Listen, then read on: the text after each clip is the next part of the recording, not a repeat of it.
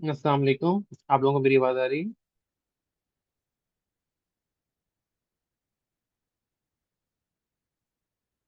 बिस्मिल्लाहिर्रहमानिर्रहीम। रब्बिश इश्रह ली सदरी व यस्सिर ली अमरी वहलुल उक़दतम मिन लिसानी यफ़क़हू कौली। अच्छा जी, आज की जो क्लास है, हम जहाँ से हमने कल से छोड़ी थी, आपका सेल्स इनकम टैक्स की कैलकुलेशन का फार्मूला, वहाँ से हम इसे कंटिन्यू करेंगे। आप लोगों से इल्तिमास है कि आप सब लोग अपने माइक ऑफ कर दें काइंडली, ठीक है। और जिसका कोई क्वेश्चन हो वो हैंड रेस करें, मैं फिर उसका नाम कॉल करूंगा तो माइक ऑफ ऑन करके अपना क्वेश्चन करके दोबारा माइक ऑफ करें। तो सही होता है कि फिर डिस्टर्बेंस नहीं आती क्लास में। अच्छा जी, कल जो हमने देखा था उसमें हमने एक छोटा सा रिव्यू लिया था कि बेसिक्स यूएस की कैसी है, आईआरएस को डील करता है, उसके बारे में थोड़ा सा देखा था। आपको मैंने एक आईआरएस की वेबसाइट देखने के लिए कहा था। इसके अलावा मैंने आपको कल फाइलिंग स्टेटस वगैरह के बारे में थोड़ा सा रिव्यू दिया था और स्लैब वगैरह के बारे में बताया। आज हम चलेंगे, इसका पढ़ेंगे, इसका इनकम टैक्स का जो फार्मूला है कैलकुलेशन का, इसके ऊपर। क्योंकि ये अगर फार्मूला आपका स्ट्रांग होगा ना, तो आपको आगे समझ रखना आसान है। आपको ये फार्मूला याद नहीं करना, आपको ये फार्मूला समझना है, ठीक है। और जब आप समझ जाएंगे इसको, तो आप जब आप टैक्स रिटर्न बना रहे होंगे तो आपकी अंडरस्टैंडिंग बहुत डेवलप हो जाएगी। और मैं ये हर जो आपको जितनी भी टैक्स रिटर्न आगे कराऊंगा, मैं इस फॉर्मूले के साथ उनको लिंक करूंगा। मैं दिखाऊंगा आपको कि जो मैंने बात की है, वो जो एंट्रीज हम करते जाएंगे, जो जो अमाउंट्स आती जाएंगी, वो कहाँ कहाँ से इसमें कहाँ कहाँ लिंक कर रही है। ये फॉर्मूला आपका इंशाल्लाह एंड तक चलेगा। और मैं आपको इस फॉर्मूले के साथ साथ जितनी भी इसके लवाजमात है, जिसके आइटम्स हैं, उनके साथ आपको हर चीजों को लिंक करूंगा। जैसे अभी स्टार्ट करते हैं हम ग्रॉस इनकम से। ग्रॉस इनकम में हमारे पास क्या क्या चीजें आ रही हैं, वो इनकम, जितनी भी इनकम आपकी आप अर्न कर रहे हैं ना, वो सारी आपकी ग्रॉस इनकम में आती है। उसमें सबसे पहले आपके पास आ जाती है वेजेस। वेजेस आप वो होती हैं आपकी दिहाड़ी जिसे आप कहते हैं, ठीक है, तो अगर आप आवरली बेसिस पे चार्ज। फिर उसके बाद आपका आ जाती है इंटरेस्ट इनकम, आ गई डिविडेंड, आ गई सैलरीज, आ गई बिजनेस इनकम, आ गई कैपिटल गेन लॉस, आ गई। फिर इंडिविजुअल रिटायरमेंट अकाउंट, जिस तरह पाकिस्तान में अगर आप इसको लेना चाहें तो एक नियरेस्ट जो अगर आप कह सकते हैं, जैसे स्टेट लाइफ की पॉलिसी होती है, आपने कोई 20 साल की पॉलिसी ले ली, 15 साल की पॉलिसी ले ली है, ठीक है। या इसको आप और कर सकते हैं, तो ये आप उससे कर ले पेंशन, जो आप जो ये पेंशन कह रहा हूँ, सॉरी, प्रोविडेंट फंड के साथ, ठीक है। जो आप जो है प्रोविडेंट फंड जो है, वो आप इसको रिम्बर्स उससे भी ले सकते हैं कि आपकी सैलरी के साथ साथ कुछ पैसे कटते जा रहे होते हैं, कुछ आपके पैसे आपका एम्प्लॉयर कंट्रीब्यूट कर रहा होता है, कुछ आप कंट्रीब्यूट कर रहे होते हैं। और जब आप एक एज 60 प्लस पे, जब आप रिटायर होते हैं 50 की एज में जाके, तो आपको एक पैसे सारे इकट्ठे करके दे दिए जाते हैं। तो इंडिविजुअल टर्म अकाउंट जो है, वो बेसिकली इंडिविजुअल अपना खुद भी लेना चाहे तो खुद भी ले सकता है, और अगर वो एम्प्लॉयर के साथ ले रहा है तो उसको 401 के कहा जाता है। ये इंशाल्लाह हम इन डिटेल में ये आगे चीजें भी देखेंगे। पेंशन एन्युटी है, रेंटल इनकम है, K1 जो है आपकी, अगर कोई पार्टनरशिप इनकम है या एस कॉर्प है, तो वहां से जो आपकी इनकम आती है वो K1 के थ्रू आती है। उसमें कोई टैक्स नहीं होता। K1 जो है वो आपके 1040 में जाता है और फिर वहां पे टैक्स लगता है। तो जो आपकी पार्टनरशिप की रिटर्न होती है और जो आपकी एस कॉर्प की रिटर्न होती है, ये पास टू एंटिटीज कहलाती है, जो कि इसमें टैक्स लायबिलिटी कैलकुलेट नहीं की जाती। इसमें जस्ट आपका इनकम का पोर्शन कैलकुलेट किया जाता है, जो कि K1 के से निकल के आता है हर उसके पार्टनर्स के हिस्से में। और फिर वो आपका 1040 में इंडिविजुअल जाके ऐड होके टैक्स होता है।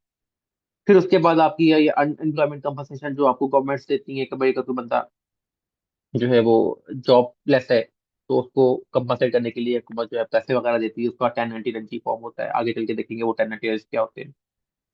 सोशल सिक्योरिटी फंड्स आ गए, जिस तरह पाकिस्तान में यूबीआई है, इस तरह वहाँ पे सोशल सिक्योरिटी के नाम से आपको फंड्स चलते हैं। फिर इसके अलावा अदर इनकम्स होते हैं। ये सारी इनकम ऐड होके आपकी ग्रॉस इनकम का पार्ट बनती है।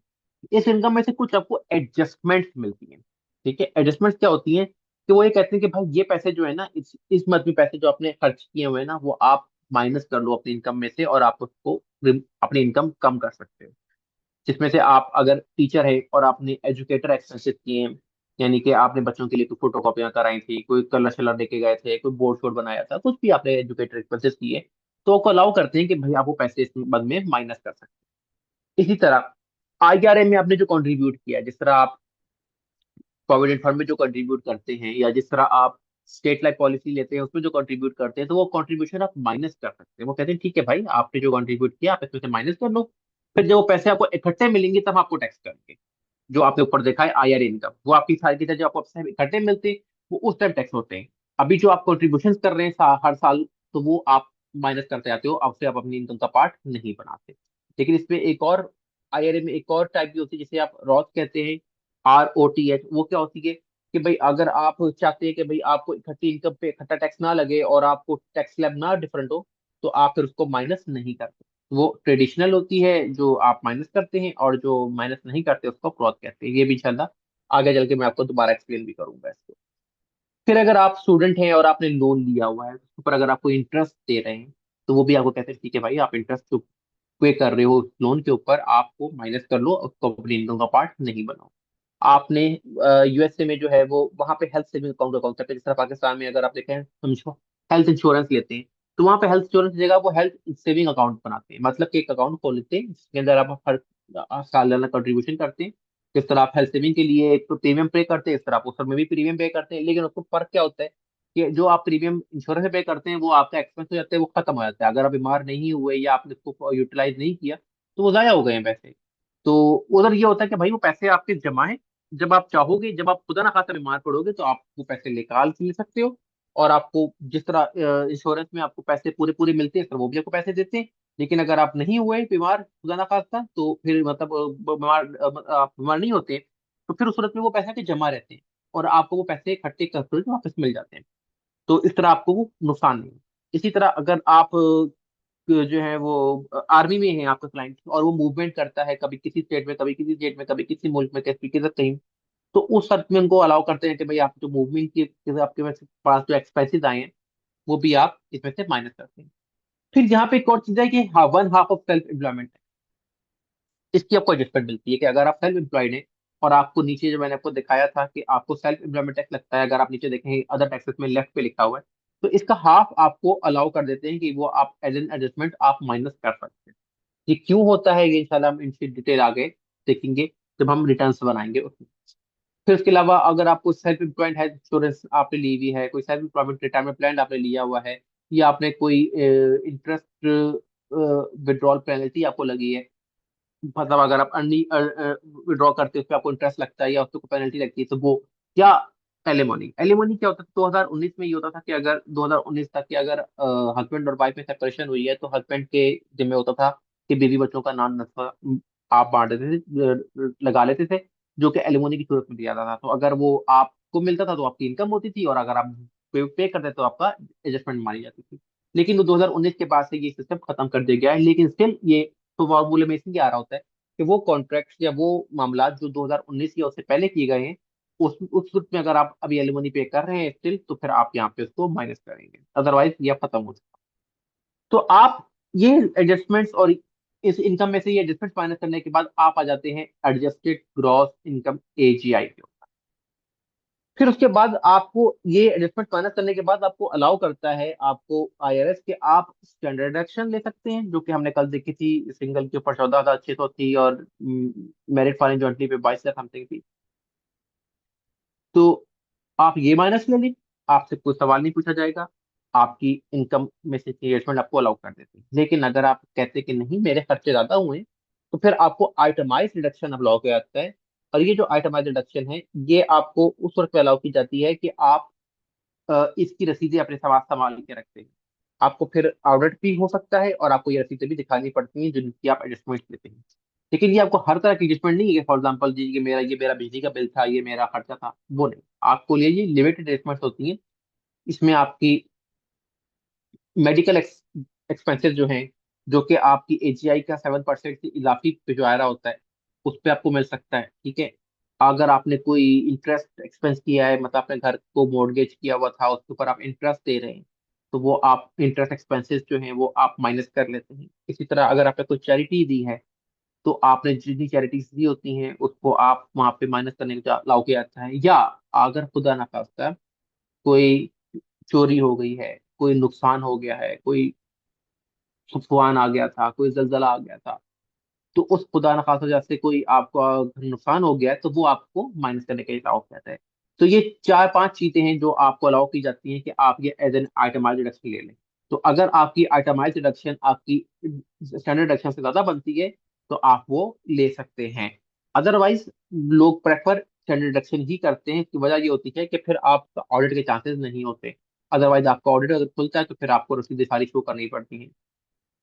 तो आप आ जाते हैं टैक्सेबल इनकम के before QBI. QBI is qualified business income.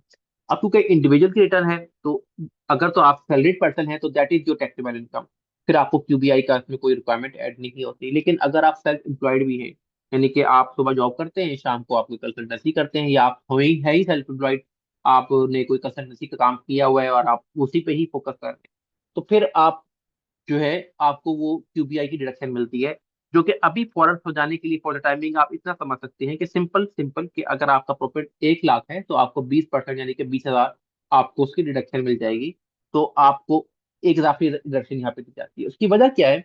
वजह यह है कि अगर आप सेल्फ एम्प्लॉयड है तो आपको जो टैक्स का स्लैब का रेट है वो 30% भी डाला जा सकता है। वो अगर आपको जितनी आपकी इनकम है 27% भी जा सकता है, 35% भी जा सकता है।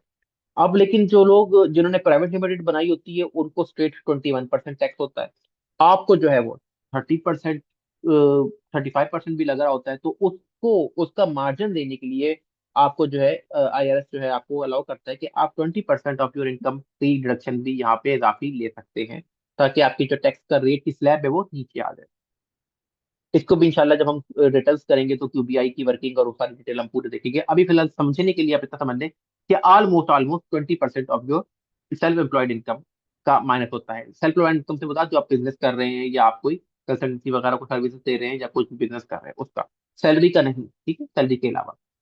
तो फिर आप आते हैं टैक्सेबल इनकम के ऊपर। अब इस टैक्सेबल इनकम के ऊपर आपकी जो टैक्स की स्लैब जो हमने कल उस दिन देखी थी, उसका टैक्स का रेट चार्ज होता है वो 10% है, वो 12% है, वो 15% है। जो भी रेट चार्ज होगा वो अकॉर्ड स्लैब के accordingly charge.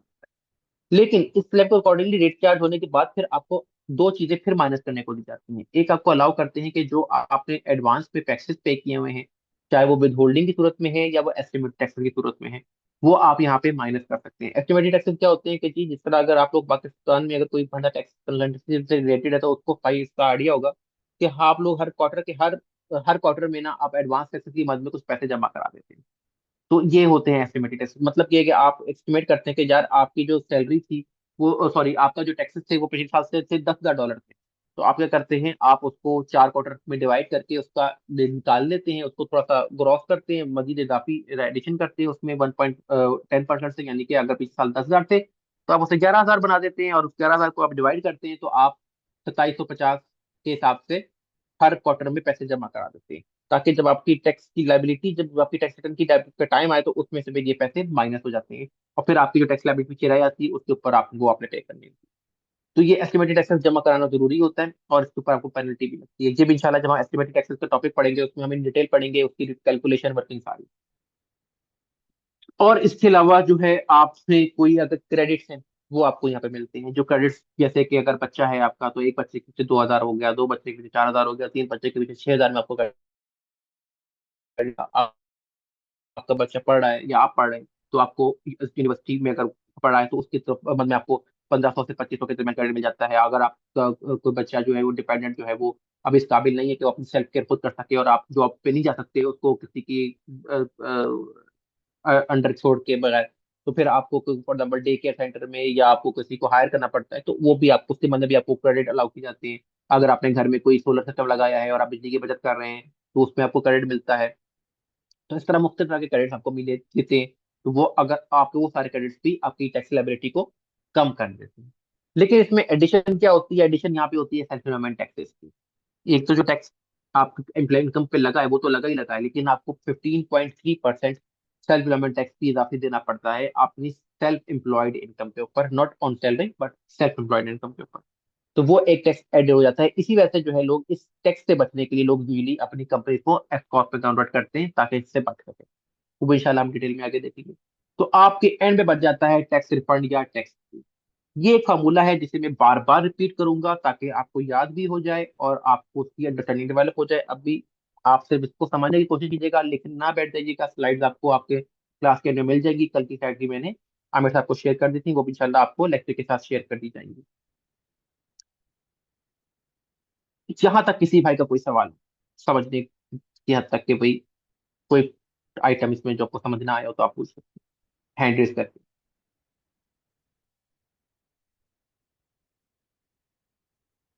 Can we get both item, नहीं एक मिलेगी। इसमें और का वर्ड यूज हुआ हुआ है, स्टैंडर्ड डिडक्शन या आइटम। जी मोहम्मद अली खान सर। अस्सलाम वालेकुम सर, ये क्यूबीआई वालेकुम। जरा रिपीट कर दें, मुझे समझ में नहीं आई क्यूबीआई डिडक्शन। आप दिन में करते हैं जॉब, ठीक है, आप हैं आर्किटेक्ट। शाम को क्या करते हैं, आप कंसल्टेंसी करते हैं, किसी के नक्शे वगैरह बना दिए, किसी को गाइड कर दिया, ठीक है। तो आपको उसकी कोई पैसे वैसे मिल जाते हैं से आप अर्निंग कर रहे हैं। तो जो आपकी सेल्फ एम्प्लॉयमेंट अर्निंग हो रही है उसके ऊपर, फॉर एग्जाम्पल से जी आपने साल का $50,000 कमाया, तो उस $50,000 का आपको 20% की एक डिडक्शन मिल जाएगी, अलाउ किया जाएगा कि आप इसमें से, मतलब अगर 50,000 कमाया है तो 20% यानी कि आप उसका 10,000 माइनस करके आप सिर्फ 40,000 आपकी इनकम में ऐड होगी। और अगर सर हम डबल जॉब कर रहे हैं, सेल्फ एम्प्लॉय नहीं है, दिन में भी जॉब नहीं, कर रहे हैं, फिर रात। फिर फिर क्यूबीआई नहीं मिलेगा आपको। क्यूबीआई सिर्फ एम्प्लॉयमेंट, सेल्फ एम्प्लॉयड इनकम के ऊपर होता है, सैलरी के ऊपर नहीं है, वेजेस के ऊपर नहीं, अच्छा अच्छा। बिजनेस के ऊपर होता है। अगर आप बिजनेस कर रहे हैं तो आपको मिलेगा, अगर आप बिजनेस इनकम नहीं कर रहे तो आपको क्यूबीआई नहीं मिलेगा। अच्छा, और ये सर, ये अल्टरनेटिव मिनिमम टैक्स, ये भी थोड़ा सा पॉइंट क्लियर नहीं हो पाया था मुझे। ये देखिए, अल्टरनेटिव मिनिमम टैक्स क्या होता है कि भाई अगर आप, कुछ चीजें ऐसी होती है जिसके ऊपर मिनिमम टैक्स देना देना ही लाजमी होता है, तो अगर आपकी इनकम ऐसी नहीं है कि जिसके ऊपर टैक्स लगे, लेकिन वो अल्टरनेटिव मिनिमम टैक्स की उम्र में, जिस तरह आप पाकिस्तान में अगर आप देखें तो आप सर्विस इनकम है, सर्विस इनकम में आप पाकिस्तान में जो आप टैक्स देते हैं तो आप दो तरह का टैक्स देते हैं, एक होता है नॉर्मल टैक्स और एक होता है फाइनल टैक्स। फाइनल टैक्स में क्या होता है कि भाई आपने सर्विस दी है, आप 11% टैक्स विद होल्डिंग पे कटवाते हैं और वही आपकी टैक्सेबल टैक्स लायबिलिटी होती है, दैट्स ऑल। उसके अलावा कोई इजाफी टैक्स चार्ज आपसे नहीं किया जाता। लेकिन अगर आप नॉर्मल टैक्स दे रहे होते हैं तो उसमें ये होता है कि भाई आपने नॉर्मल टैक्स जो देना होता है उसमें फिर आपका पूरी इनकम है, इनकम में से डिडक्शन माइनस करके फिर जो प्रॉफिट बचता है उस पर आप टैक्स दे रहे होते हैं। तो जिस तरह पाकिस्तान में दो रिजीम चलती हैं, एनटीआर एंड एफटीआर, इसी तरह वहां पे भी है कि अल्टरनेटिव मिनिमम टैक्स और रेगुलर टैक्स। तो सर, ये alternative tax like advance tax हो गया जैसे पाकिस्तान नहीं में। नहीं, मिनिमम टैक्स होता है, ये कुछ चीजों पे होता है, इम्प्लॉय होता है, हर चीज पे इम्प्लॉय नहीं हो रहा होता, ये सॉफ्टवेयर में ही ऑटोमेटिकली कैलकुलेट हो रहा होता है। अच्छा, तो ये सॉफ्टवेयर ही कैलकुलेट करेगा, अगर होगा हमें तो जी जी, सिर्फ टैक्स ही देखना होगा। बिल्कुल बिल्कुल, आपने सिर्फ एंट्रीज करनी है सॉफ्टवेयर के अंदर, उसके जो वो फॉर्म आपको क्लाइंट प्रोवाइड करता है उसके अकॉर्डिंगली, और आप उसी के अकॉर्डिंगली आप एंट्रीज करेंगे। और ये सेल्फ एम्प्लॉय टैक्स तो। ये आपको सारा इंशाल्लाह, भी मैं आपको भी 1040 फॉर्म दिखाता हूँ ना, उसमें कहाँ कहाँ ये चीजें आ रही हैं, आपको मैं सारी चीजें दिखाता हूँ। Thank you. जी मुकर्रम अली साहब। शामिल सर। वालेकुम सलाम।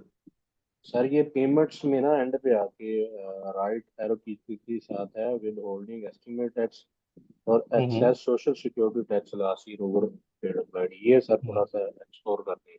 अगर आपने पिछले साल इजाफी टैक्स दे दिया था और आपने उसका रिफंड नहीं लिया, तो इस साल सर आपकी जो टैक्स अजाफी किस लाइबिलिटी तरह बन से, रही। किस टर्म में हमने अजाफी पे किया, क्योंकि चीजें देखिए तो सारी आपकी काउंटेड होती है ना।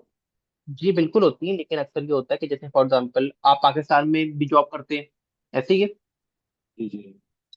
आपका विदहोल्डिंग टैक्स कटता है आपकी सैलरी के ऊपर, ठीक है। यस श्योर जी बिल्कुल। अच्छा, अब वो विदहोल्डिंग टैक्स काट रहे होते हैं जी आपकी सैलरी के अकॉर्डिंगली, कि जी आप साल फॉर एग्जाम्पल 12 महीने काम करेंगे, आपकी सैलरी 1 लाख है, ठीक है, और वो उन्होंने काटने के जी आपका 10,000 टैक्स काटना है, वो क्या करते हैं, वो हर जी महीने का 1,000 काट रहे होते हैं। जी आपने जी की जो सैलरी जॉब की ही 2 साल, फिर आप अपने बिजनेस में आ गए या कुछ भी कर रहे हैं, तो उस जी बंदे जी। ने तो आपका 2,000 टैक्स काट दिया, जबकि आपको तो 6 लाख से कम पे टैक्स था ही नहीं, सही सही। ठीक है। तो अब इजाफी टैक्स कट गया ना आपका, जी जी बस ये, ठीक है। वो जो टैक्स कट गया था किसी मद में, ये आपको पाकिस्तान के ये तक आपको ज्यादा समझने में आसानी होता है, हम्म, ठीक सही है। है सर। ठीक है। अच्छा, एक और भाई ने भी हाथ था, क्या वो था, मुझे नाम नहीं उनका याद, अगर सवाल है उनका तो कर सकते हैं, फिर मैं आगे बढ़ता हूँ। मुकर भाई आपका सवाल हो गया तो हैंड डाउन कर दें।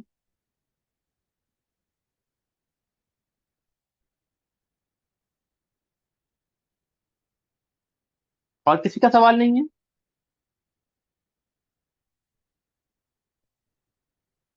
चलें फिर आगे बढ़ते हैं। अच्छा, अच्छा जी, फिर हमने कल ये चीज भी पढ़ी थी कि जी किसको टैक्स देना है, तो भाई टैक्स देना है, the first consultation when we are thinking about immediate taxation is who must file a tax. ठीक है। और उसके लिए हमने देखा था कि जिनकी सैलरीज जिनकी इनकम जो है वो स्टैंडर्ड डिडक्शन से ज्यादा है, वो टैक्स देने की पाबंद है। ठीक है। जिनकी इनकम टैक्स स्टैंडर्ड डिडक्शन तक या उससे कम है, उनको टैक्स रिटर्न फाइल करने की जरूरत नहीं है उनको।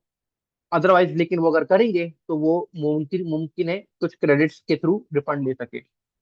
और इसके बाद हमने देखा था कि इसकी लास्ट डेट क्या होती है, तो वो लास्ट डेट होती है आपकी इंडिविजुअल टैक्सेशन की और बिजनेस टैक्सेशन की 15 अप्रैल, और एस कॉर्प और पार्टनरशिप की होती है 15 मार्च।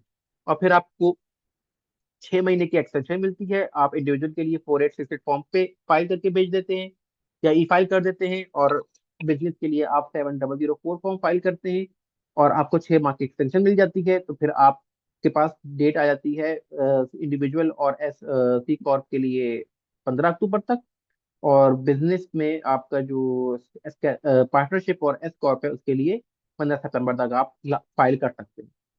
लेकिन आपकी अगर कोई टैक्स लाइबिलिटी इसमें इन्वॉल्व है, कोई आपने पेमेंट करनी है, तो वो आपने 15 अप्रैल तक ही करनी है। बेशक आप एस्टिमेट करके इसको ज्यादा भी पे कर दें, तो जब आप रिटर्न फाइल करेंगे तो आप वो रिफंड वापस ले सकते हैं। लेकिन अगर आपने नहीं की और आपकी टैक्स लाइबिलिटी हुई, तो फिर आपको पेनल्टी पड़ेगी। वो भी इंशाल्लाह मैं आपको टैक्स रिटर्न फाइल करते वक्त दिखाऊंगा।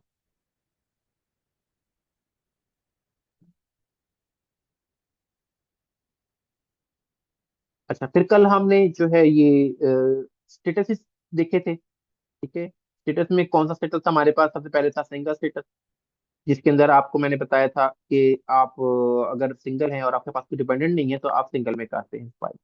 फिर अगर आप ज्वाइंटली फाइल कर रहे हैं, अगर आप मैरिड हैं, तो आप अपने वाइफ के साथ या स्पाउस जो है उनके साथ फाइल करते हैं वहाँ पे मैरिड फाइलिंग ज्वाइंटली के स्टेटस में, जिसमें आपको सैलरी डिडक्शन भी डबल मिलती है। आपको मुख्तलिफ क्रेडिट्स के की जो सीलिंग्स होती हैं, कुछ उनकी रिक्वायरमेंट्स होती हैं कि भाई इतनी अमाउंट तक हो तो ये क्रेडिट मिलेगा, वो भी बढ़ जाती है। और उसके अलावा आपका जो है वो आपको रिफंड भी उसी हफ्ते अकॉर्डिंगली मिल जाता है। लेकिन अगर आप प्रोसेस में हो क्या कहते हैं डिवोर्स के, या आप फाइल कटिंग नहीं करना चाहते, तो आप मैरिज फाइलिंग सेपरेटली भी कर सकते हैं, उसमें आपको सिंगल वाले ही रेट्स मिलते हैं।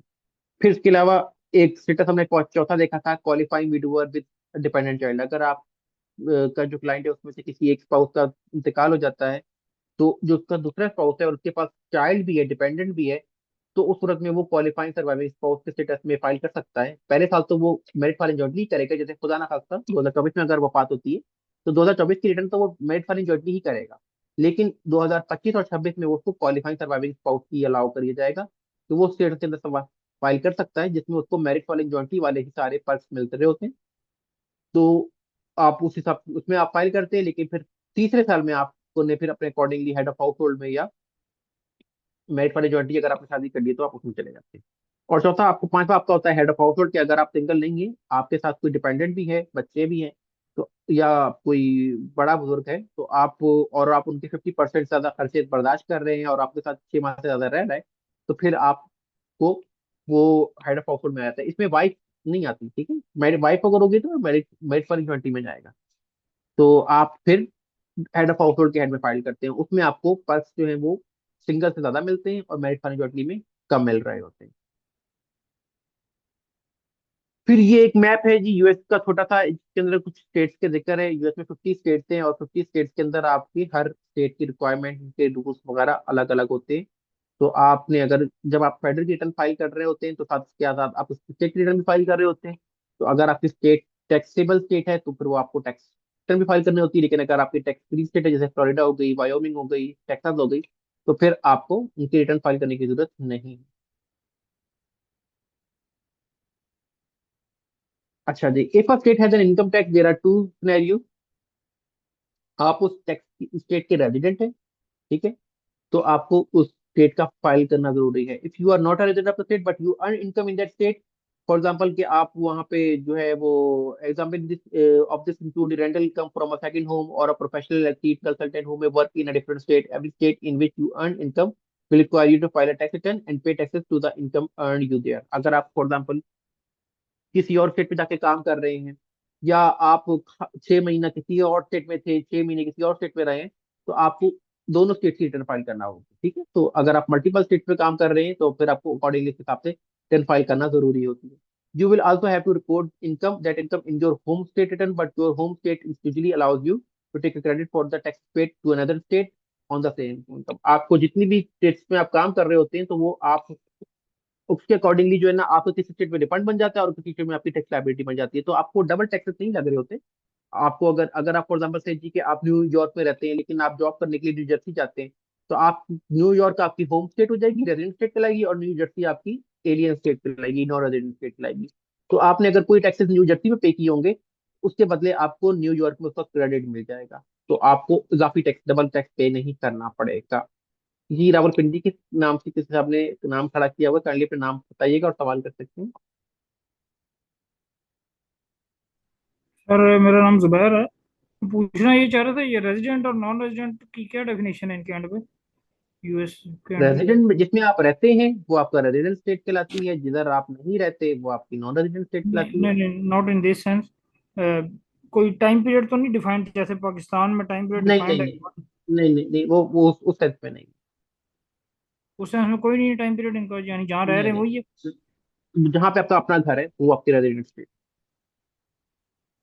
नहीं, अपना घर यानी मिसाल कर, मेरा न्यूयॉर्क में भी अपना नहीं है, मैं किराए पे रह रहा हूँ, मेरा किसी और स्टेट मतलब में कि भी अपना। जहाँ पे आप जाके वापस रहते हैं, देखिए अभी आप न्यूयॉर्क पे रह रहे हैं, ठीक है, जी। और आप न्यू जर्सी जाके जॉब करते हैं, सुबह जॉब करने जाते हैं न्यू जर्सी, बॉर्डर साथ साथ ही है, आप न्यू जर्सी जॉब करने जाते हैं, फिर शाम को वापस आप न्यूयॉर्क आ जाते हैं, तो न्यूयॉर्क आपकी रेजिडेंट स्टेट होगी, न्यू जर्सी आपकी नॉन एलियन स्टेट होगी।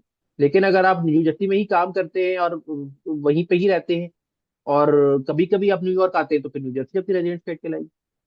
इसको आप अच्छा, गूगल करेंगे, मुझे भी फिर आप मुझे भी बताइएगा कि इसमें कोई डिफरेंस है तो। चलो सही, ठीक, थैंक यू। ठीक है,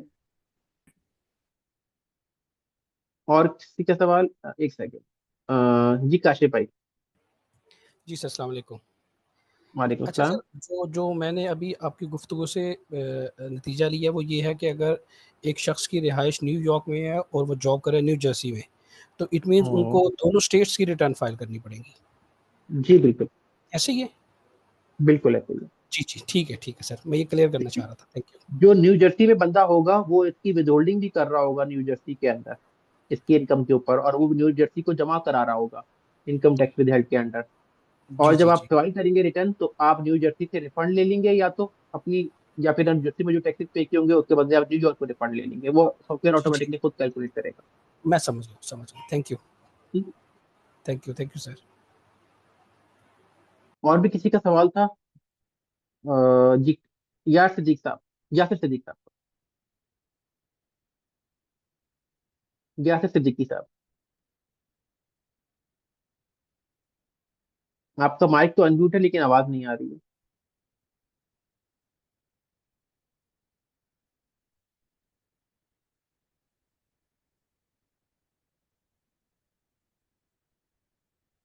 जी उमर फारूक साहब। सर ये मुझे पूछना था, शायद मुझसे मिस हो गया थोड़ा, ये जो डिफरेंट स्टेट का फाइल करना है, मतलब एक के आप प्रेसिडेंट है और एक में आप जॉब कर रहे हैं जिस भी हवाले से, तो इसमें ये स्टेट की बात हो रही है या फेडरल की बात हो रही है या जी, दोनों की ही हो रही है? आपकी फेडरल और स्टेट दोनों की रिटर्न इकट्ठी फाइल होती है, और सॉफ्टवेयर दोनों की रिटर्न इकट्ठी बनाता है, उसमें आपको बताना होता है कि आप किस स्टेट में रहते हैं और किस। नहीं नहीं, मतलब है कि दोनों स्टेट का फेडरल भी फाइल होगा और स्टेट भी फाइल होगा इस जी तरह से, या? जी बिल्कुल बिल्कुल। अगर आप फॉर एग्जांपल न्यूयॉर्क में रह रहे हैं, न्यू जर्सी में जॉब कर रहे हैं, तो आपकी तीन रिटर्न जाएंगी होंगी, आपकी फेडरल भी जारी होगी, न्यूयॉर्क की भी जारी होगी, न्यू जर्सी की भी जारी ठीक है सर। होगी।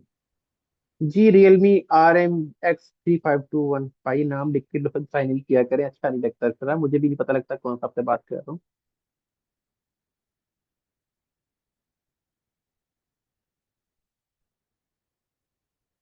अपना माइक अनम्यूट कर सकते हैं, Realme RMX 3521।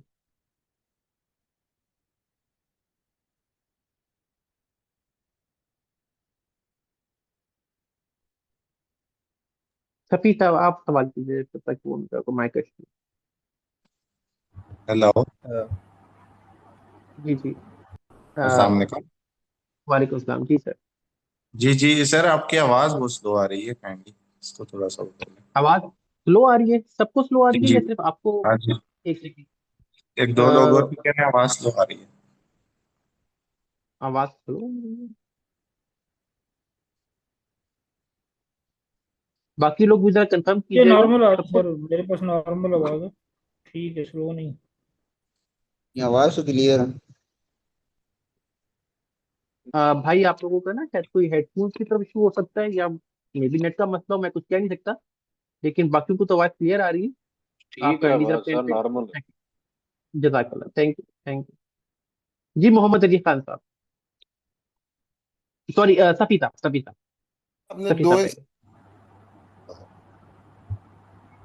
सर जब आप नॉन रेजिडेंट स्टेट में बंदे की फिजिकल प्रेजेंस ज़रूरी है, या कि वो फिजिकली जाके उधर कोई सर्विस दे रहा है या नहीं, जॉब कर रहा रिमोटली, रिमोटली भी अगर सर्विसेज दे रहा है, न्यूयॉर्क में बैठ के न्यूजर्सी को दे रहा है, या निवाडा में दे रहा है, या किसी और भी जगह भी दे रहा है, तो वो उसको दोनों जगह का रिटर्न फाइल करना पड़ेगा।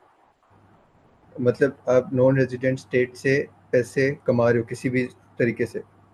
बिल्कुल, चाहे फिजिकली जा रहे हैं चाहे रिमोटली जा रहे हैं, आपको उसकी रिटर्न फाइल करनी है अगर वो टैक्सेबल स्टेट। ठीक है, थैंक यू। ठीक। जी मोहम्मद अली खान साहब, माजरत आपको बीच में कंफ्यूज। जी सर, मालूम ये करना था कि मेरा ई कॉमर्स स्टोर है ह्यूस्टन में, और मैं पूरे यूएसए में सेल कर रहा हूँ।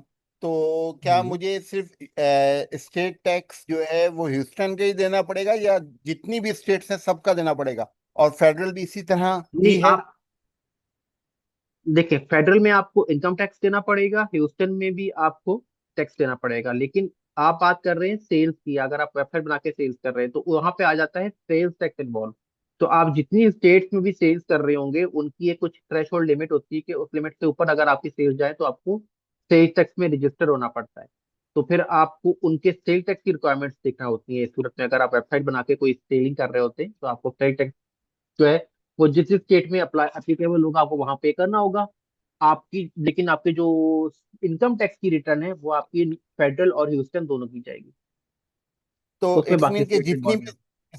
भी स्टेट्स में मैं सेल करूंगा सबका सेल्स टैक्स लेना पड़ेगा मुझे, रजिस्ट्रेशन? हाँ, अगर आपकी वो रिक्वायरमेंट पे फोन पूरा उतरते हैं, फॉर एग्जाम्पल से जी के कोई स्टेट कहती है कि अगर आप $10,000 से ऊपर सेल करेंगे तो आपको रजिस्टर होना जरूरी है। कोई स्टेट कहती है कि $5,000 से ऊपर जाएंगे तो सेल करना, तो वो आपने देखना होता है कि अगर वो आप पूरा उतरते हैं तो फिर आपको उनकी रजिस्ट्रेशन करना पड़ती है। अदरवाइज आप फ्यूचर में तो करेंगे ही करेंगे। सर ये तो आपकी बहुत आवाज नहीं आ रही। टिपिकल सिस्टम है। सर ये तो बहुत टिपिकल है, मैं 10 स्टेट्स में सेल कर रहा हूँ तो 10। सर आवाज अब आई आवाज सर? जी जी जी जी, अब आ रही। हेलो? जी जी, आवाज आ रही है। हेलो? जी सर। जी जी, आवाज आ रही है, आप बात करें। मुझे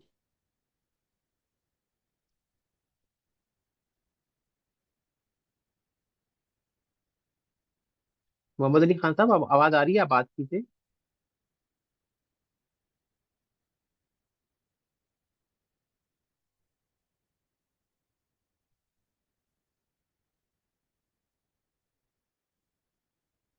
जी सलीम साहब, आप सवाल करें।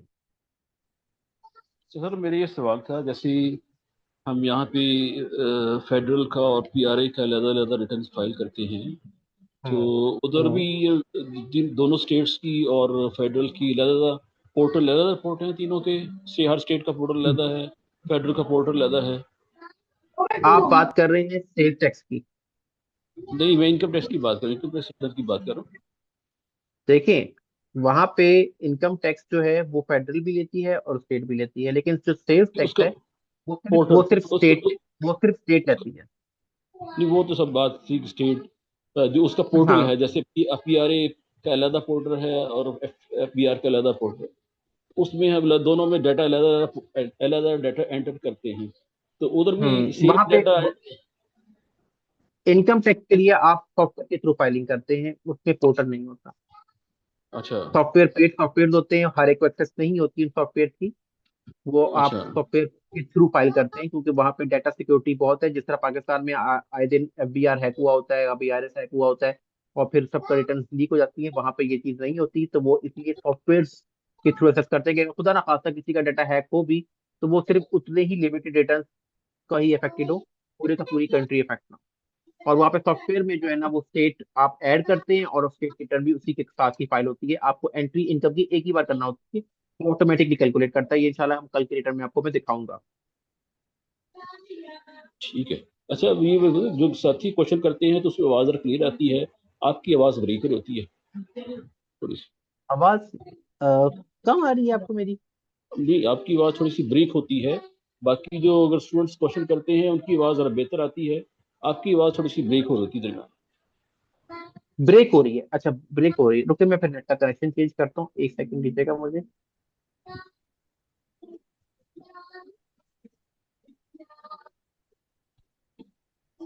क्योंकि तो दरमियान में काफी दफा आवाज कट गई और समझ नहीं आई कुछ बातों की, बहुत सारी बातों दरमियान में जी जी, स्किप अब कर दी। बताएं।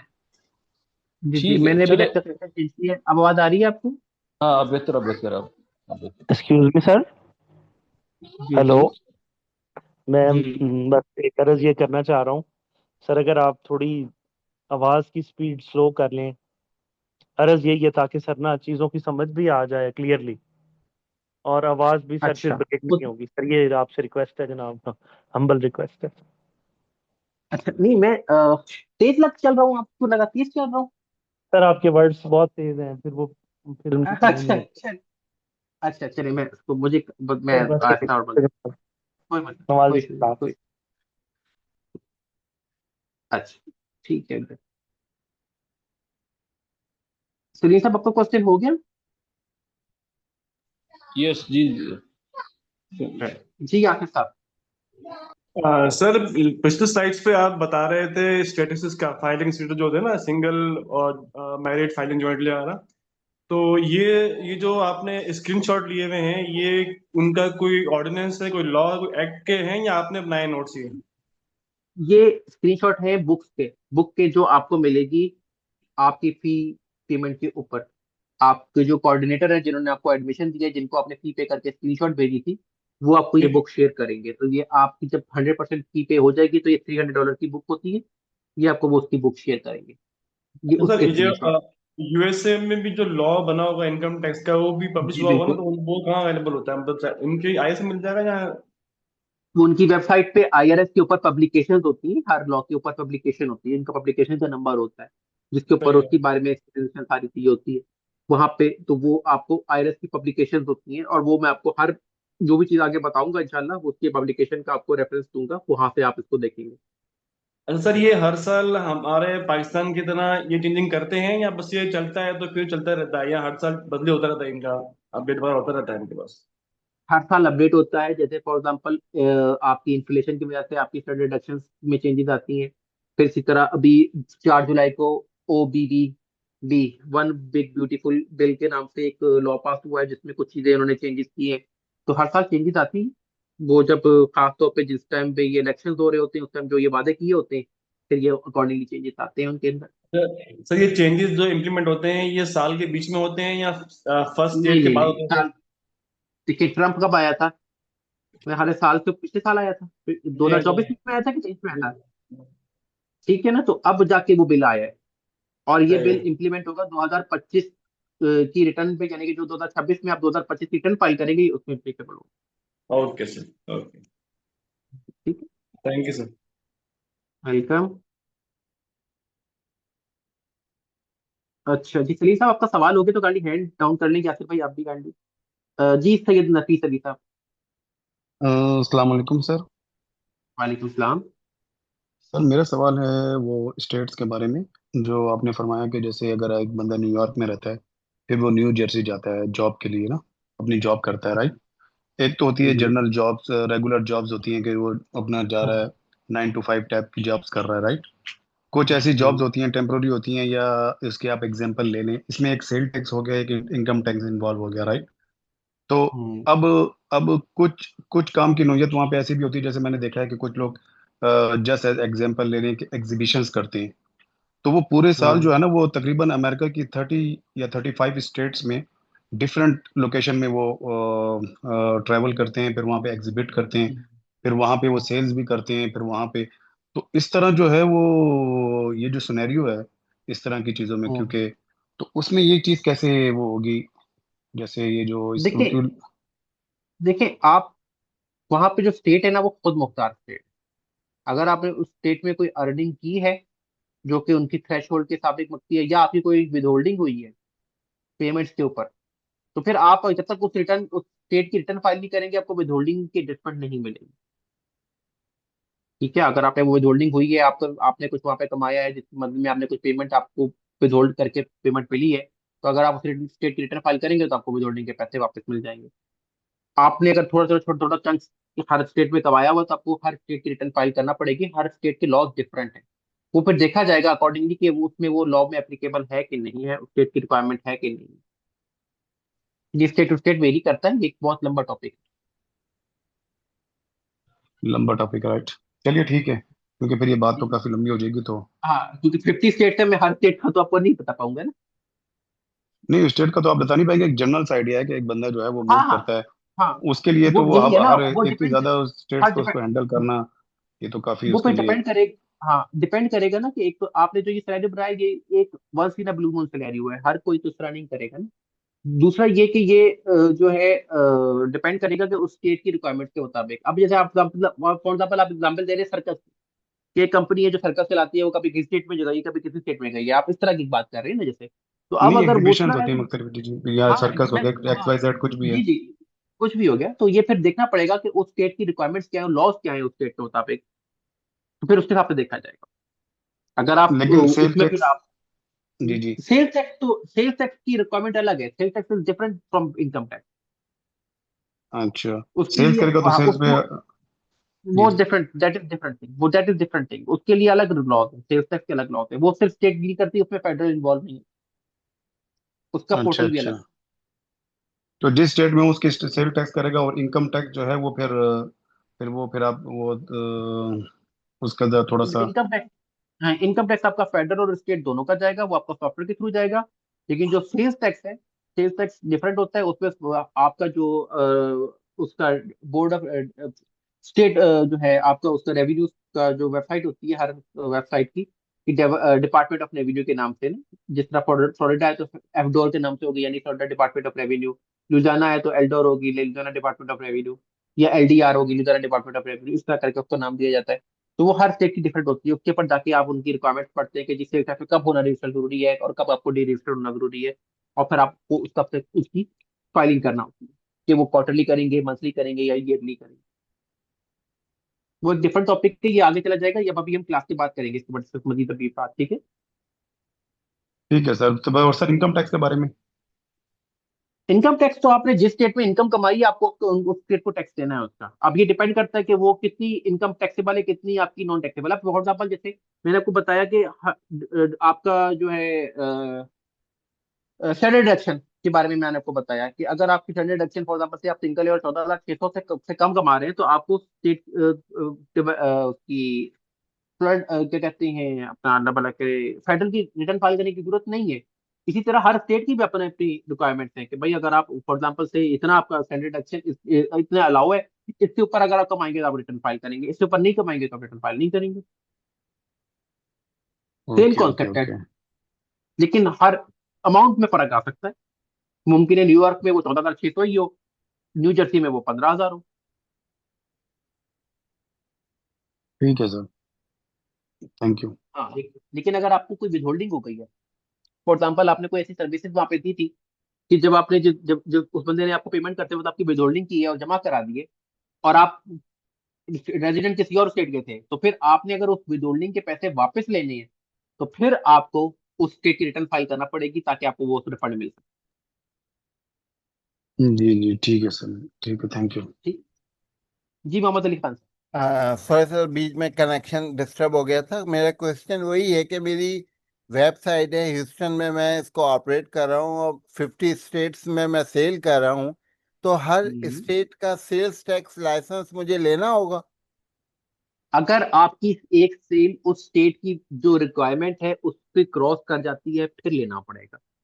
यानी कि अगर थ्रेशोल्ड से ज्यादा होता है तो 50 लाइसेंसेस मुझे चाहिए होंगे हर स्टेट के? जी बिल्कुल, हर उस स्टेट की सेल के अंदर। फॉर एग्जाम्पल ये तो आपने टोटल टोटल $10,000 की सेल की, ठीक है, जिसमें से आपने कुछ सेल, लेकिन अगर हर स्टेट में आप कर रहे हैं $500 की, तो फिर आपको जरूरत नहीं है। आपने सिर्फ जिस स्टेट में वेबसाइट स्टेट में आपने रजिस्टर किया हुआ है, आपको सिर्फ उसी स्टेट की सेल टैक्स फाइल करना है।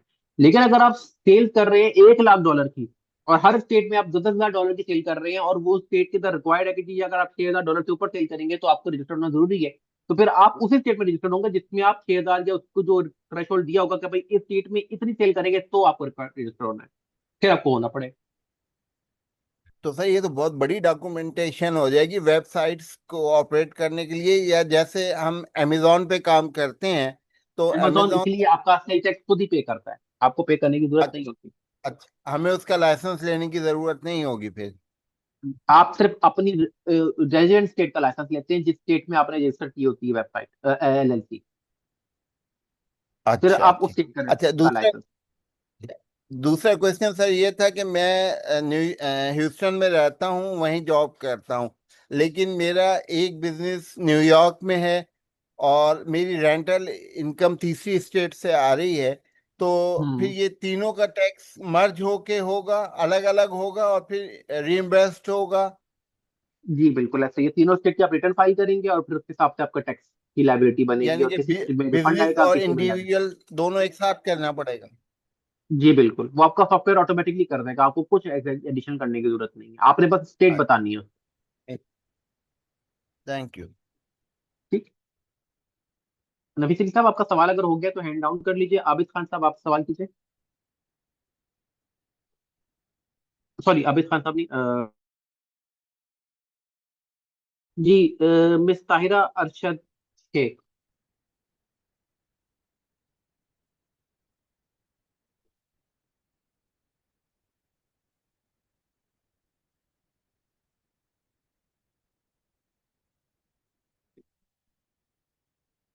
मिस ताहिरा, अगर आपका सवाल है तो कर सकती हैं माइक ऑन।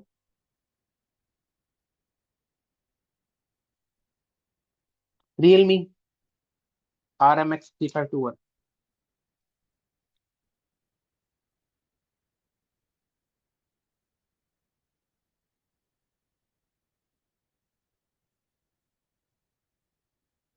उमर फारूक साहब।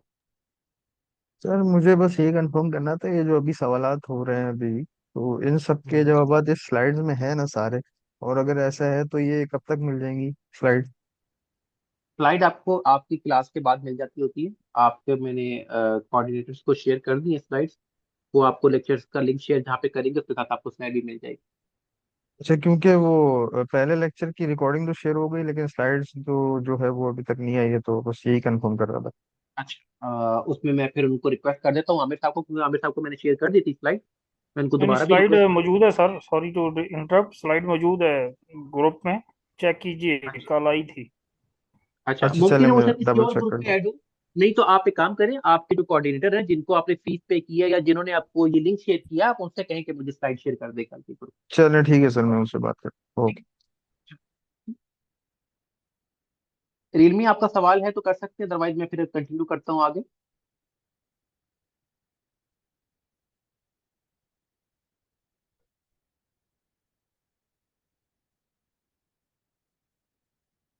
आगे बढ़ते हैं। ठीक है? कुछ नॉन रेलिवेंट सवाल भी चले गए थे, लेकिन चले खैर कोई नहीं। अच्छा जी, अब ये जो स्टेट है ना जिसपे tax payers who live in Alaska, Florida, Nevada, New Hampshire, South Dakota, Tennessee, Texas, Washington और Wyoming don't need to worry, because don't those states don't levy a personal income tax. ये income tax free state है, मतलब आप इन states में अगर आप अपनी LLC खोलते हैं तो आपको इनकम टैक्स देने की जरूरत नहीं है।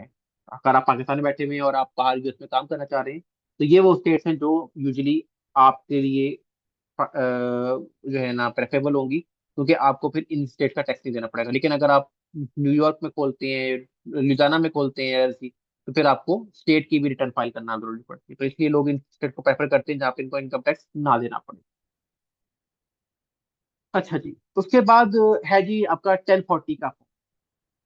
1040 का जो फॉर्म होता है, जो बेसिकली इनका एक स्टैंडर्ड फॉर्म है, वहां पे हर चीज स्टैंडर्डाइज। ये नहीं है कि जी आपकी जो है ना कोई जैसे अगर फॉर एग्जाम्पल सैलरी है तो उसका W2 स्टैंडर्डाइज है, उसमें एक तरह के बॉक्सेस बने होंगे, इसी तरह ही आपका जो 1040 है वो भी स्टैंडर्डाइज होता है, और आपको एक ही तरह का फॉर्म मिलेगा हर जगह, उसमें डिफरेंस नहीं होगा।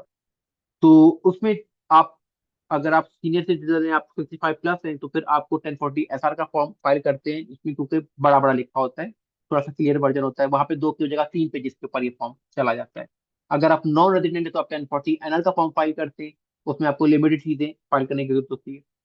अच्छा जी, उसके अलावा अगर आपको अमेंडमेंट फाइल करना पड़ गई है तो आप लास्ट 3 ईयर्स की रिटर्न की अमेंडमेंट फाइल कर सकते हैं, जिसमें आप 1040X का फॉर्म फाइल करते हैं, उसमें आप बताते हैं कि जी मैंने पिछला ये फाइल की थी रिटर्न और उसमें मैंने ये चेंजेस किए, तो आपको 1040X की रिटर्न फाइल करते हैं। और अगर आपने उसकी एक्सटेंशन लेनी है तो 480Z का फॉर्म होता है, उस पर आप फाइल करके तो आप एक्सटेंशन 6 माह की ले सकते हैं।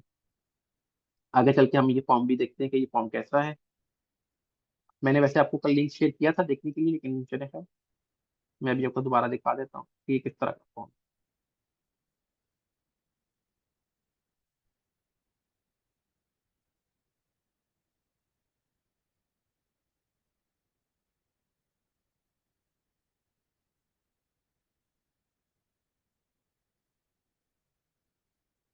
अच्छा जी। आप यूट्यूब ये गूगल पे जाएं, आपके 2 ही फ्रेंड हैं इस फील्ड के अंदर, एक गूगल या चैट जीपीटी भी आप कह सकते हैं, और एक आपका IRS। ठीक है,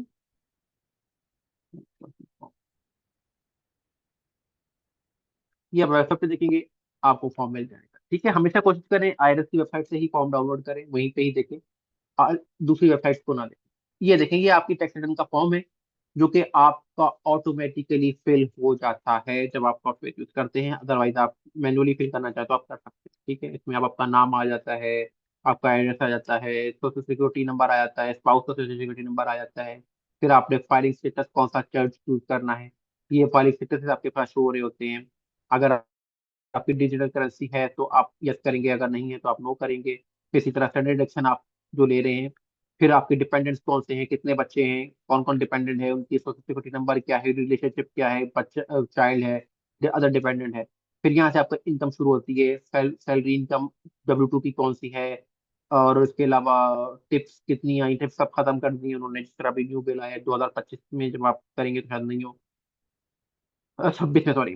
टैक्स फिर इसी तरह और मुख्तलिफ किस्म की सारी इनकम 1 बाय 1 ऑटोमेटिकली आप ऐड करते जाते हैं। फिर आप ये नीचे देखें, आपकी सारी टोटल इनकम बॉक्स नंबर 9 में ऐड हो जाती है। फिर उसके बाद आपको एडजस्टमेंट्स जो है जितनी भी सारी आपने डाली होती है वो यहाँ पे सारी आप माइनस करते हैं, तो फिर आप EGI पे आ जाते हैं, एडजस्टेड ग्रॉस इनकम के ऊपर। ये देखें, ये मैं इसकी बात कर रहा हूँ। ठीक है, ये देखें आपकी ग्रॉस इनकम, एडजस्टमेंट और एडजस्टेड ग्रॉस इनकम। फिर उसके बाद आपको स्टैंडर्ड डिडक्शन मिल रही है यहाँ पे। ठीक है, आपको QBI मिल रही है। ठीक है, फिर उसी तरह आपको एंड एंड में आपका 15 बॉक्स में आपकी जो है वो टैक्सेबल इनकम आपकी कैलकुलेट होती है। फिर नेक्स्ट पेज में जो है आपकी टैक्स की कैलकुलेशन होती है कि आपने कितना टैक्स पे करना है। फिर आपको क्रेडिट्स माइनस होना शुरू हो जाते हैं, या आपने कोई एडवांस टैक्स दिया हुआ है, कोई विथहोल्डिंग हुई भी है 1099 पे या W2 पे, तो वो आप माइनस करते हैं। और इसके अलावा आपको, अगर आप सेल्फ एम्प्लॉयड हैं तो बॉक्स नंबर 23 में आपको सेल्फ एम्प्लॉयमेंट टैक्स भी लग रहा होता है। और फिर आपकी एडमिट लाइबिलिटी या रिफंड निकल आता है। अगर आपका रिफंड होता है तो आप अपना बैंक अकाउंट नंबर यहाँ पे बॉक्स नंबर 35 में शेयर कर देते हैं, आपके अकाउंट में पैसे ट्रांसफर कर देते हैं, या आपको चेक की सूरत में आपके घर पे आ जाते हैं। यहाँ पे नीचे आप साइन करते हैं फिर रिटर्न, और अगर कोई पेपेरर होता है तो पेपेरर अपनी क्रेडेंशियल्स यहाँ मेंशन करता है और वो साइन करता है रिटर्न, और फिर उसके बाद ये रिटर्न IRS को चली जाती है। इस फॉर्म को आप डाउनलोड कर लीजिएगा, देख लीजिएगा, ये अवेलेबल होता है फ्रीली। लेकिन इंशाल्लाह जब हम सॉफ्टवेयर से करेंगे तो आपको दिखाऊंगा कि किस तरह ये ऑटोमेटिकली फिल होकर आपके सामने इसकी रिटर्न बनती है। ये वेबसाइट। अस्सलाम वालेकुम सर। जी वालेकुम सलाम। सर मैं ये सवाल था मेरा कि जैसे अभी हम इंशाल्लाह आगे चल के ये किसी का टैक्स फाइल करते हैं, तो हमें जो इंडिविजुअल होगा वो किस हम्म, तरीके से इन्फॉर्मेशन पास ऑन करेगा, वो डॉक्यूमेंट देगा, किस तरीके से बताएगा वो हमें? वो इनवॉइसेस दे रहा होगा हमें वो अपनी भी मैं सारी? आपको, जी जी जी, मैं आपको भी आगे चल के दिखाता हूँ वो कैसे देगा। Okay sir, thank you very much.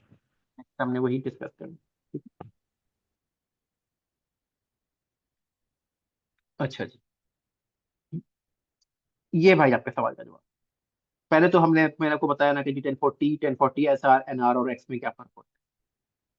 फिर उसके बाद आपको जो आइटमाइज डिडक्शंस आपने अगर लेनी होती है तो उसके लिए हम इंटरनली जो है ना सॉफ्टवेयर के अंदर स्केड्यूल एक होता है जिसके अंदर हम सारे रिटर्न डालते हैं आइटमाइज डिडक्शन से रिलेटेड, कि अगर आपने कोई इंटरेस्ट दिया है, कोई मेडिकल एक्सपेंसेस है, कोई डोनेशन है, वो सारी इंफॉर्मेशन। अगर आपने कोई इनकम जो है उससे आपकी इंटरेस्ट या डिविडेंड से रिलेटेड है तो आपकी स्केड्यूल बी के अंदर आ रही होती है। स्केड्यूल बी का एक पोर्शन वो हम फिल करते हैं, उसके अंदर सारी कोई इंटरेस्ट और डिविडेंड से रिलेटेड आपको डाटा वहाँ पे शेयर करते हैं। फिर अगर आप प्रॉफिट सेल्फ एम्प्लॉयड हैं तो आप अपने प्रॉफिट लॉस आपको वो प्रोवाइड करता है और आप ये इनकम सारी वहाँ पे शेयर करते हैं। अगर आपको कोई कैपिटल गेन आया है, शेयर्स बेचे हैं, घर बेचा है, तो प्रॉपर्टी बेची है, तो उसके ऊपर आपको स्केड्यूल डी के फॉर्म के अंदर आप कैपिटल गेन शो कर शेयर करते हैं। अगर आप कोई रेंटल इनकम ले रहे हैं कहीं से, तो फिर आप स्केड्यूल ई में जाते हैं, या आपको केवल मिला है तो भी आपका स्केड्यूल ई के अंदर जा रहा होता है। अगर फार्मर है तो स्केड्यूल एफ फिल करते हैं। फिर एस ई स्केड्यूल जो है ना, ये सेल्फ एम्प्लॉयमेंट टैक्स की वर्किंग का होता है, ये आप वहाँ पे ये क्रिएट होता है। अगर आप चाइल्ड हाँ आपके बच्चे हैं तो आपको 8812 का फॉर्म आउट का जो है स्केड्यूल ये ऑटोमेटिकली फॉर्म क्रिएट हो जाता है और आप उसके अंदर अपना बच्चों का क्लेम करते हैं। कि आपको इंशाल्लाह जब ये सॉफ्टवेयर हम करेंगे तो उसमें ये दिखा रहा होगा। भाई माइक काइंडली ऑफ करके काइंडली अपना डिस्कशन आ रही है। सर ये शो नहीं हो रहा, इधर 1040 फॉर्म खुला हुआ है, आप जो भी बता रहे थे वो शो नहीं हुआ। अच्छा अच्छा, सॉरी सॉरी, माजरत, मैं दोबारा करता हूँ, शायद चेंज करते हो मिस हो गया। अच्छा जी, आप स्क्रीन शो हो रही है आपको? जी सर। जज़ाकल्लाह, थैंक यू सर।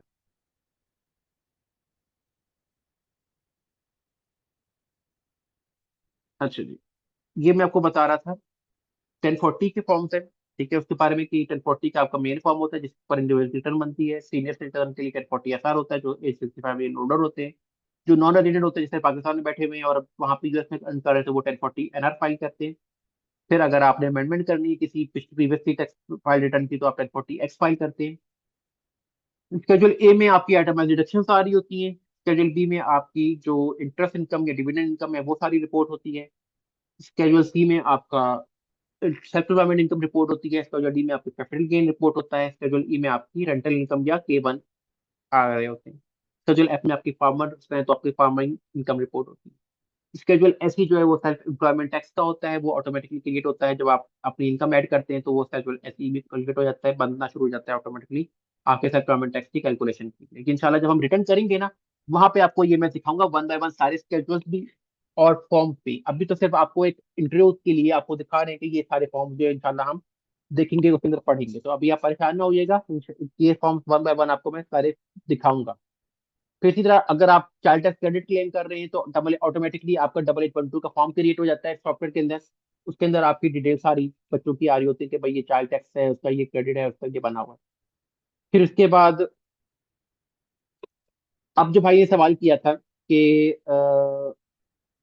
अगला आपको कैसे प्रूव करेगा, तो भाई अगर वो होगा सैलरीड पर्सन तो वो आपको W2 का फॉर्म देगा कि भाई ये मेरा सैलरी W2 फॉर्म है, जो कि एम्प्लॉयर को लाजमी होता है कि वो 31 जनवरी से पहले पहले अपने एम्प्लॉयज को इशू कर दे ताकि वो अपनी टैक्स रिटर्न फाइल कर सके।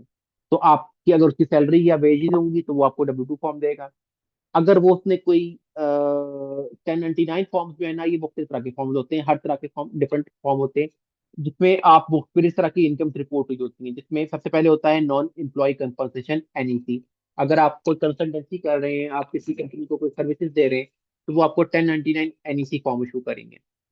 वो आपको एक फॉर्म देगा। ये 1099 NEC किस तरह का होता है ये मैं आपको दिखाता हूँ भी आगे चल के। फिर से 1099 MISC का फॉर्म है, मिसलेनियस इनकम की। अगर कोई रेंट आप टोटल इनकम के ऊपर आप इनकम है या कोई रॉयल्टीज है, कोई प्राइज अवार्ड वगैरह मिले हैं आपको, ठीक है, तो वो जो है या मेडिकल या हेयर या हेल्थ केयर की पेमेंट्स आपको कोई मिली है, या कोई इंश्योरेंस की कोई प्रोसीड्स आपको आई है, तो आपको 1099 मिसलिनियस का फॉर्म इशू करते हैं। फिर इसी तरह आपने अगर फॉर एग्जाम्पल शेयर खरीदे या बेचे हैं तो वो आपको 1099B का फॉर्म देते हैं, जो ब्रोकर्स वगैरह होते हैं। फिर इसी तरह अगर आपने कोई अपना उधार माफ करवाया है, कोई अपना लोन माफ करवाया है, तो आपको कैंसलेशन ऑफ डेट की सूरत में आपकी तो वो इनकम कंसिडर की जाती है। और बैंक्स वगैरह या जो भी आपको लोन की जो इंस्टीट्यूशन होती है, फाइनेंशियल इंस्टीट्यूशन जिन्होंने आपको लोन दिया होता है, वो आपको 1099C का फॉर्म इशू करते हैं।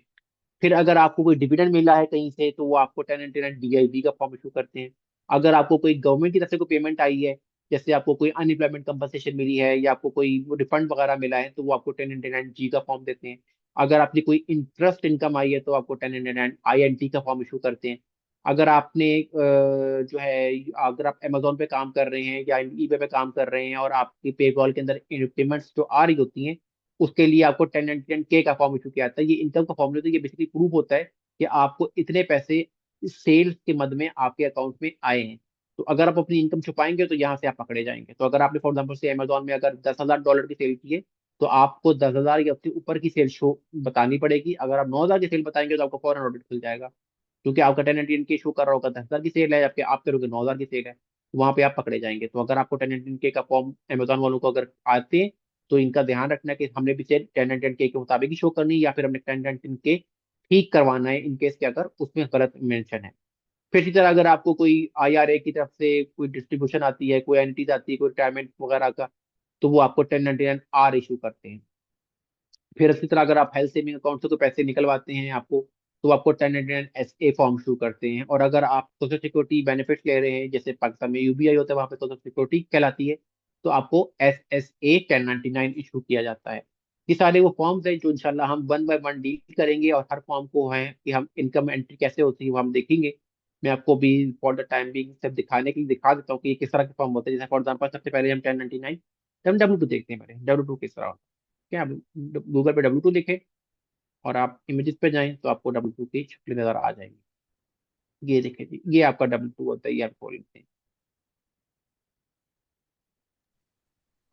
सर स्क्रीन फिर शेयर नहीं है आपकी, वही वहाँ पे स्टिल है, जी जी वो जी जी, मैं काइंडली कर जरा उसको मल्टीपल बताएं। मैं कर जी जी मैं कर जी, आपको नजर आ गई स्क्रीन? जी सर अभी ये देखिए जी, ये है आपका जी W2 का फॉर्म। नीचे देखते हैं कोई बड़ी स्क्रीन पे पेज।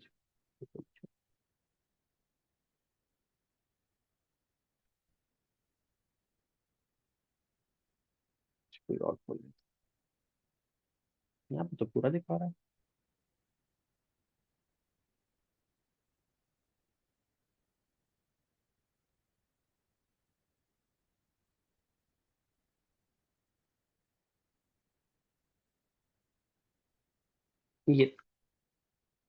ये आपके सामने W2 का फॉर्म आ गया, जिसमें 20 बॉक्सेस आपको नजर आ रहे होते हैं। ठीक है, कल इंशाल्लाह हम जो है नेक्स्ट क्लास में हम इंशाल्लाह W2 से ही स्टार्ट करेंगे।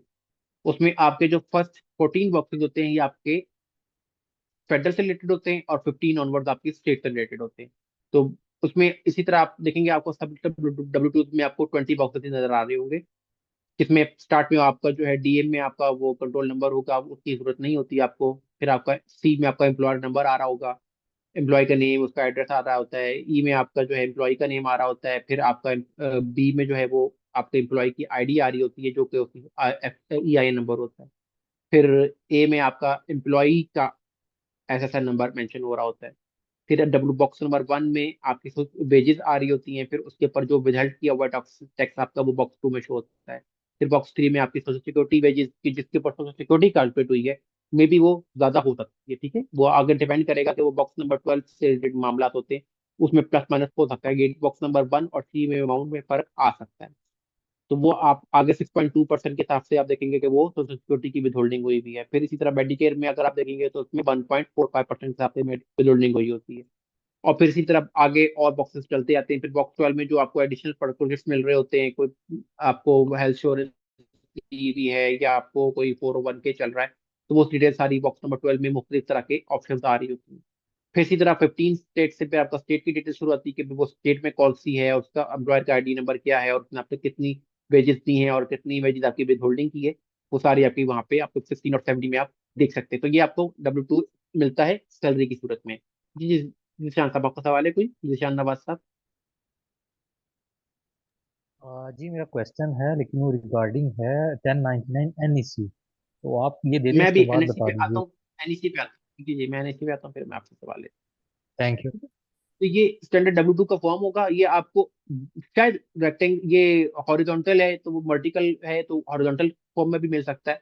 जरूरी नहीं है कि वो एक ही शक्ल का हो, लेकिन उसके बॉक्सेस सेम होंगे। जैसे आप यहाँ पे देखेंगे आपको ये नजर आ रहा है, ये आपको हॉरिजॉन्टली ज्यादा नजर आ रहा है। ठीक है, तो बॉक्सेस उसमें वही होंगे, नंबर्स उनके वही होंगे, वो चेंज नहीं होंगे, लेकिन उसकी शेप में फर्क आ सकता है। ठीक है, तो आपने उससे परेशान नहीं होना। फिर इसी तरह हमारे पास है 1099 NEC, नॉन एम्प्लॉय कंपनसेशन। ठीक है,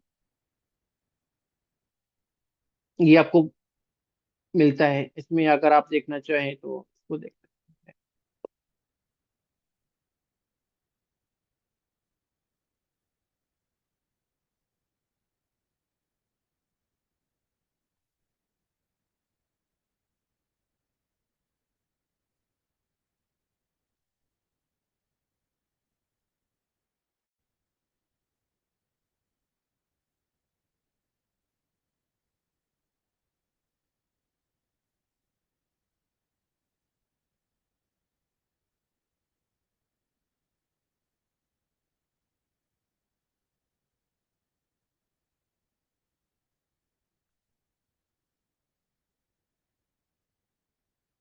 भूल जाओ यार।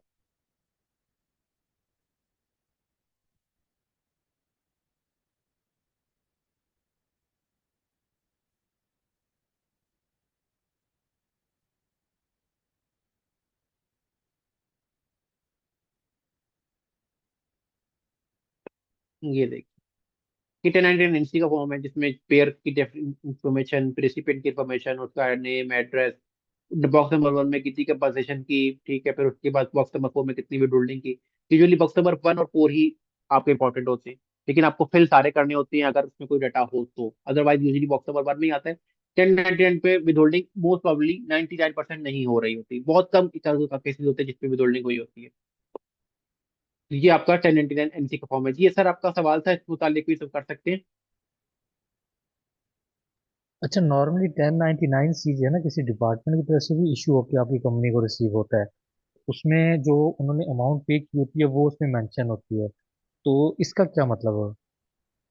मैं आपकी बात नहीं समझा, दोबारा बताएंगे, कहाँ से इशू होता है? आई मीन समटाइम वैसा होता है कि जैसे हाँ, हमारी कंपनी है, उसको एक 1099 NEC इशू हुआ डिपार्टमेंट ऑफ एयरफोर्स की तरफ से। डिपार्टमेंट ऑफ, एयरफोर्स, उनको कुछ ठीक है, सेल्स की थी। ठीक है। ठीक है, तो उन्होंने जो payment with in the year की थी, उसके बाद ईयर एंड पे उन्होंने 1099 सी भी इशू करके भेजा था। 1099 C या 1099 NEC? NEC। ठीक है, तो उसमें अमाउंट्स मेंशन थी जो उन्होंने हमें पेमेंट की थी विद इन द बिल्कुल ईयर। ठीक है, बिल्कुल तो ठीक है। इसके बारे में पूछूं कि अगर वो इशू कर दे तो इसका मतलब है ये IRS को रिपोर्ट हो चुका है। बिल्कुल, ये बिल्कुल रिपोर्ट हो चुकी है। ये इनकम आप छुपा नहीं सकते अब। ये इनकम जो है वो IRS को रिपोर्ट हो चुकी हुई है, और अगर आप ये इनकम छुपाएंगे तो आपका ऑडिट खुल जाएगा, ओके, आपको नोटिस भी आ जाएगा। ठीक है, ठीक है, ठीक है। Thank you sir. बेसिकली अगर आप सर्विस देते हैं एज एन इंडिविजुअल तो आपको 1099 NEC आपके SSN नंबर के पर इशू होता है। लेकिन अगर आप सर्विस देते हैं एज ए कंपनी तो आपको 1099 NEC आपके EIN के ऊपर इशू होता है। तो इसलिए आपको कि आपने एज ए कंपनी को सर्विसेज प्रोवाइड की होंगी एयरफोर्स को, तो इसलिए आपको एज एन कंपनी, आपको ही कंपनी के नेम पे जो रेसिपिएंट का जो भी रेसिपिएंट होगा उसको वो इशू कर देंगे। हाँ जी, ऐसे ही है। ठीक है, जब आपका 1099 इशू होता है या W2 इशू होता है, तो उसको एक कॉपी जाती है आप रेसिपिएंट को, और एक उसकी कॉपी जाती है IRS को, और नहीं, ये ऑटोमेटिकली इलेक्ट्रॉनिकली फाइल हो रहा होता है। मतलब बट ये फिजिकली इसको फिट नहीं करके देते, वो इलेक्ट्रॉनिकली फाइल होता है। मुख्तलिफ वेबसाइट्स होती हैं जहाँ पे आप इनको क्रिएट करके फाइल करते हैं। कुछ बुक्स भी इसमें एक वन ऑफ देम है। तो जब आप किसी को भी कंपनसेशन देते हैं तो आप क्लिक करते हैं तो उसका 1099 NC बन के आ जाता है। जब आप सबमिट करते हैं तो एक कॉपी IRS को चली जाती है और एक कॉपी रेसिपिएंट को चली जाती ओके, वो कॉपी मीन्स कि वो इंफॉर्मेशन के लिए होती है आपकी और किसी पर्पज के लिए नहीं होती। है। वो आपको मतलब कि आपने जब अपनी टैक्स रिटर्न फाइल करनी है तो आपने मेक श्योर करना है कि आप ये इनकम रिपोर्ट करें। Thank you. वेलकम। जी मिस ताहिरा अर्शद। सर मुझे ये पूछना था कि बहुत सी कंपनीज हैं जो ना मुख्तलिफ कंट्रीज में काम कर रही होती हैं, ऑर्गेनाइजेशंस हैं जिनका, अब जैसे अब अगर मैं बैंक्स की मिसाल लूँ, या मैं जिस तरह से यहाँ पर हमारे पास मुख्तलिफ ब्रांड्स हैं, ठीक है, ये आउटसाइड द कंट्री कहीं पर अपने खोलते हैं, आउटलेट्स खोलते हैं, ब्रांचेस ओपन करते हैं, वहाँ पर जो स्टाफ डिप्लॉय किया जाता है, वो जो टैक्स है वो कहाँ के मुताबिक पे किया जाएगा? उनकी इनकम वहाँ जहाँ पर जो है ना डिप्लॉयड है वहाँ पर जो है ना टैक्स पेमेंट होगी, या पाकिस्तान के मुताबिक होगी उनकी देखिए, ये टॉपिक है cross tax border returns taxation. कहाँ जमा होगा? जी जी, हम्म क्रॉस बॉर्डर, ये बेसिकली क्रॉस बॉर्डर टैक्सेशन का टॉपिक है। बहुत वास्ट टॉपिक है और इसमें एक्सपर्टीज चाहिए होती है। तो ये मैं आपको इतना तो नहीं बता सकूंगा कि वो किसके साथ होगा, लेकिन मैं आपको ये बता सकता हूँ कि अगर आप काम कर रहे आप काम कर रहे हैं ना यूएस में, और आप यूएस में रेजिडेंट हैं, तो आप ग्लोबली जिस जिस मुल्क में भी सर्विसेज दे रहे हैं, आपको सारी मुल्क की इनकम के ऊपर यूएस में टैक्स देना होगा। हाँ, उसमें ये होता है कि हर मुल्क के साथ उनकी टैक्स ट्रीटीज होती हैं, जो कि आपको आईआरएस के ऊपर मिल जाती हैं। जैसे फॉर एग्जांपल, आप कनाडा के साथ काम कर रहे हैं, IRS tax treaty with Canada, तो आपने अगर कनाडा के साथ काम कर रहे हैं तो आपको कोई ऐसा बंदा हायर करना होगा जो कि कनाडा की के ऊपर महारत रखता हो, कि वो यूएस की टैक्स रिटर्न और कनाडा की टैक्स रिटर्न दोनों को देखता हो। वो आपको बताएगा कि हाँ जी, कनाडा में कौन सी रिटर्न में वहां पे कितनी इनकम आप बताएंगे और यूएस में कितनी इनकम बताएंगे। ये देखिए आपके सामने ये आ रही है। तो ये अच्छा खासा एक लेंथी टॉपिक है। इसी तरह अगर आप पाकिस्तान में काम कर रहे हैं, ठीक है, तो US tax treaty with Pakistan आप लिखेंगे तो आपको उसकी डिटेल मिल जाएगी। ये आपको उसकी टीटी आ गई, तो आप यहाँ पे इसकी टीटी सर लिख सकते हैं कि आप कौन से। जी जी। मेरा पूछने का मकसद ये था, जैसे अब हम किसी भी एक जो है ना क्लॉथिंग के ब्रांड को उठा लेते हैं, पाकिस्तान में वो मैन्युफैक्चरिंग कर रहे हैं, यहाँ पर जो है ना उनका सारा जितना भी सिलसिला है वो यहाँ पर होता है, यहाँ से फाइनल जो प्रोडक्ट है वो जाता है किसी दूसरी कंट्री में, वहाँ पर जो उनके आउटलेट्स हैं, ब्रांचेस हैं, वहाँ पर डिस्प्ले होता है, वहाँ पर सेल होता है। अब जब जो उनकी सेल होगी, उसके रिटर्न्स वो पाकिस्तान में फाइल करेंगे या वो वहाँ जहाँ जिस भी कंट्री है उसके दोनों जगह, मुताबिक वहाँ पर फाइल दोनों करें? जगह, दोनों जगह? यूएस में भी फाइल होगी, यूएस में भी फाइल होगी, पाकिस्तान में भी फाइल होगी। ठीक हो गया, सही हो गया। ठीक। सर ये जो यूएस में जो ट्रेंड है कि मतलब लोग 31 जनवरी से 15 अप्रैल के दरमियान सारी रिटर्न्स फाइल कर लेते हैं, या मतलब जैसे पाकिस्तान में चलता है कि उसके बाद भी सारा साल ही करते रहते हैं लोग, ये नेल रिटर्न वाला वहाँ पे कोई कॉन्सेप्ट है कि नेल रिटर्न फाइल कर ली और उसके बाद उसको एडजस्टमेंट डालते रहते हैं? देखिए, नील रिटर्न यूजली फाइल आप तब करते हैं कि अगर आपको कोई रिक्वायरमेंट हो फाइल करने की। जैसे अगर आपकी रिटर्न, आपकी इनकम अगर आपके जो सैलरी जो स्टेटस है, फाइलिंग स्टेटस, उसको क्रॉस नहीं करती और आप फाइल रिटर्न नहीं करना चाहते, तो आप ना फाइल करें, कोई ऐसा इशू नहीं। लेकिन बिजनेस की सूरत में आपको रिटर्न फाइल करना पड़ती है। फॉर एग्जाम्पल, अगर आप बिजनेस कर रहे हैं तो फिर आपको उसके लिए कंप्लायंस देना होती है, लेकिन इंडिविजुअल लेवल पे अगर आप कर रहे हैं तो फिर आपको जरूरी नहीं है कि आप रिटर्न फाइल। तो वहाँ पे सेल्स टैक्स रिटर्न के सर मतलब मंथली फाइल करनी पड़ती है? मंथली भी होती है, क्वार्टरली भी होती है और एनुअली भी होती है। ओके। जी राहुल पिंडी साहब। सर सॉरी, लेकिन बट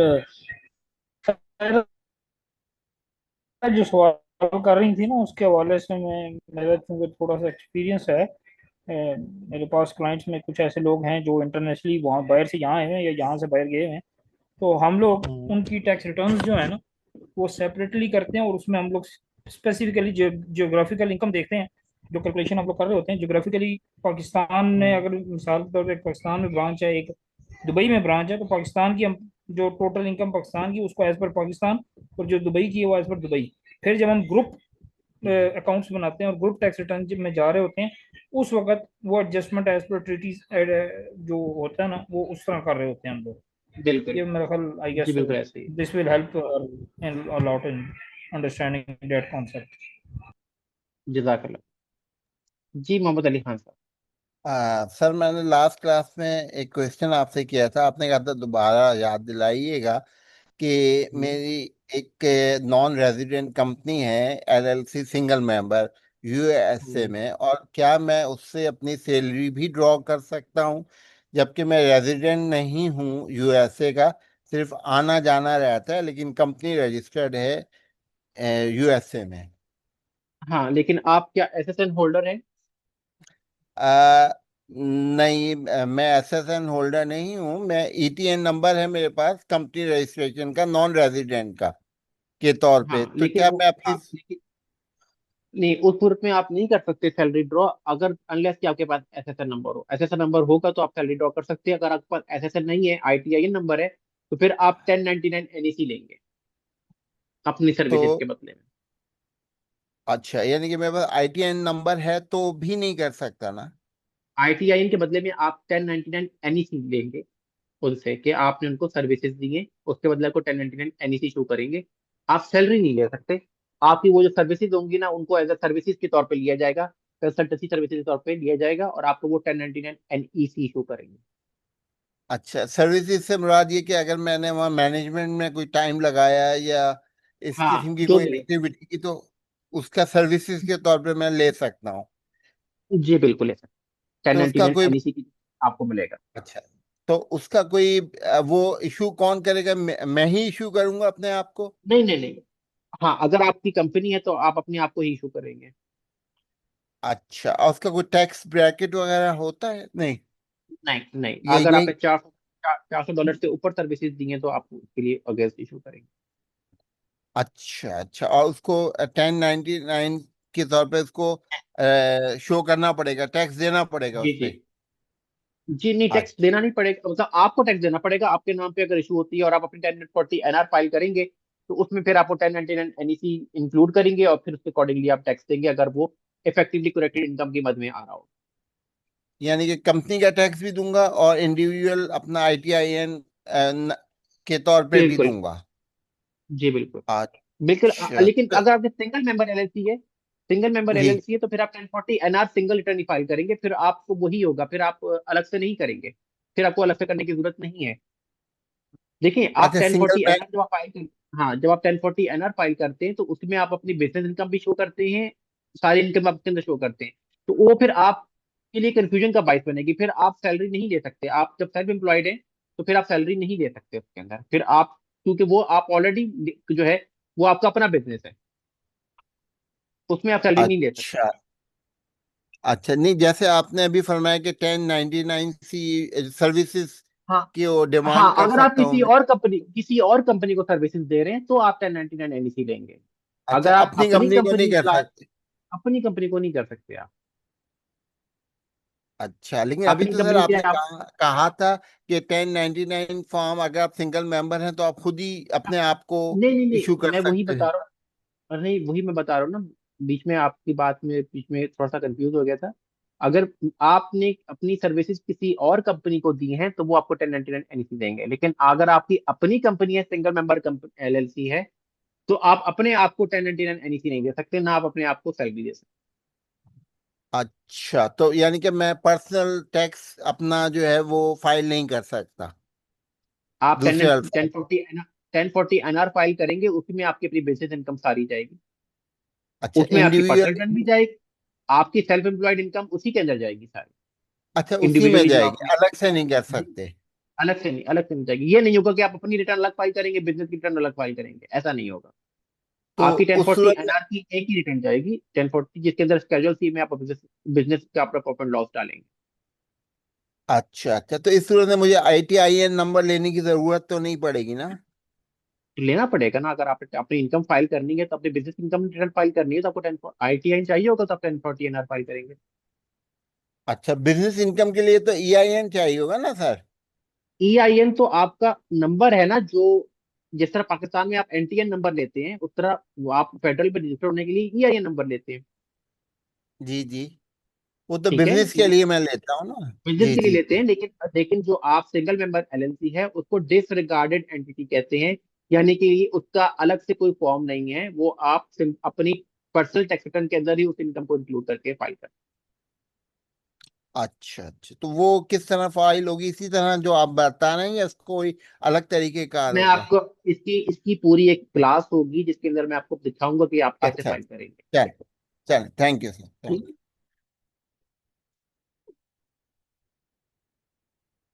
जी मुकरम साहब।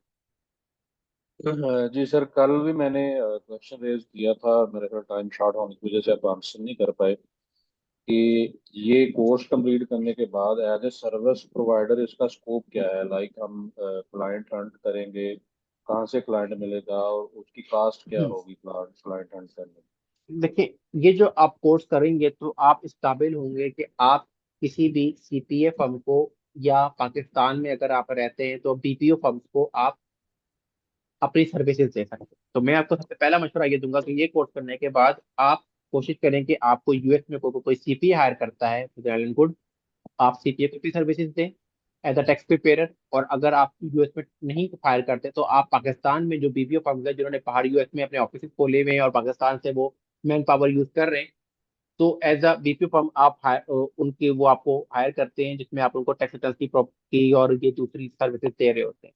आपको lakh, 1.5 lakh, 2 lakh, 2.5 lakh according to your experience आपको सैलरी स्टार्ट हो जाती है।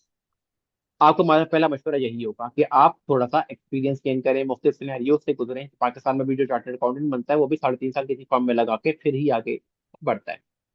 फिर उसके बाद अगर आपको लगता है कि नहीं भाई, मैं अपना बिजनेस जो मैं कर रहा हूँ मैं उसी पे ही रहना चाहता हूँ और मैं एज अ पार्ट टाइम ये काम करना चाहता हूँ, तो फिर उसमें मशवरा ये होगा कि ठीक है, आप फिर फाइबर या अपवर्क के ऊपर, या आपकी कोई रेफरेंस है यूएसए के अंदर, तो उसके थ्रू आप काम पकड़ सकते हैं और आप लोगों को टैक्स रिटर्न फाइल करके दे सकते हैं। लेकिन उसमें फिर आप कोशिश कीजिएगा कि आप वही टैक्स रिटर्न फाइल करें जो आपको पता हो। अगर आपको कहीं कोई ऐसी चीज आई है जो कि आपको नहीं पता, तो आप लाजमी किसी कंसल्टेंट से या किसी एक्सपीरियंस बंदा से पहले कंफर्म करके फिर फाइल कीजिएगा। इस तरह किसी की गलत रिटर्न फाइल ना कीजिएगा।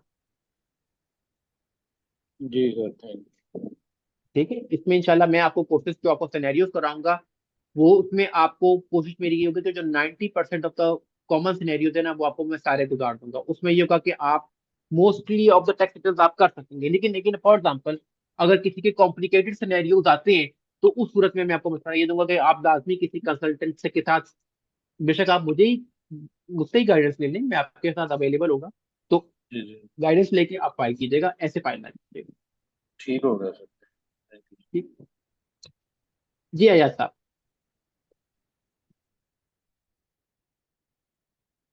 मोहम्मद अयाज। सलामकुम सर। वालेकुम सलाम। सर ये पूछना था कि ये जो हम सीख रहे हैं ना, तो हम्म। इसकी कंसल्टेंसी के लिए हमें यूएस में रजिस्ट्रेशन बनाने के लिए कोई रजिस्ट्रेशन करनी पड़ेगी या क्या होगा?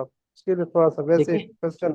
जी अगर आप टैक्स प्रिपेयर की सर्विसेज दे रहे हैं तो उसके लिए आप पीटीआईएन रजिस्टर करेंगे, जो कि मैं जी इंशाल्लाह आपको आगे से कहूंगा कि आपने कैसे करना है। उसके लिए आपको आपके पास पासपोर्ट होना जरूरी है। जी सर। और अगर आप कहते हैं कि मैंने यूएस में कोई फर्म खोलनी है, तो उसके लिए फिर आप एलएलसी खोल सकते हैं, एलएलसी बना सकते हैं। वहां पे कोई बंदा अगर आपका है तो कि आपके बिहाफ पे वहां पे बैठ सकता है, तो जी आप एलएलसी खोलें। फिर वहां पे वो बंदा आपको सर्विसेज, वहां पे फ्रंट पे वो होगा, बैक एंड पे आप यहाँ बैठे होंगे। ठीक है, ठीक। और सर ये जो फॉर्म्स आप हमें बता रहे थे स्लाइड्स में, ये कहाँ कहाँ से, ये गूगल से ओपन होगा कोड देकर या आयरिस में ये सारे पड़े ये तो होते मैं हैं ये आपको फॉर्म?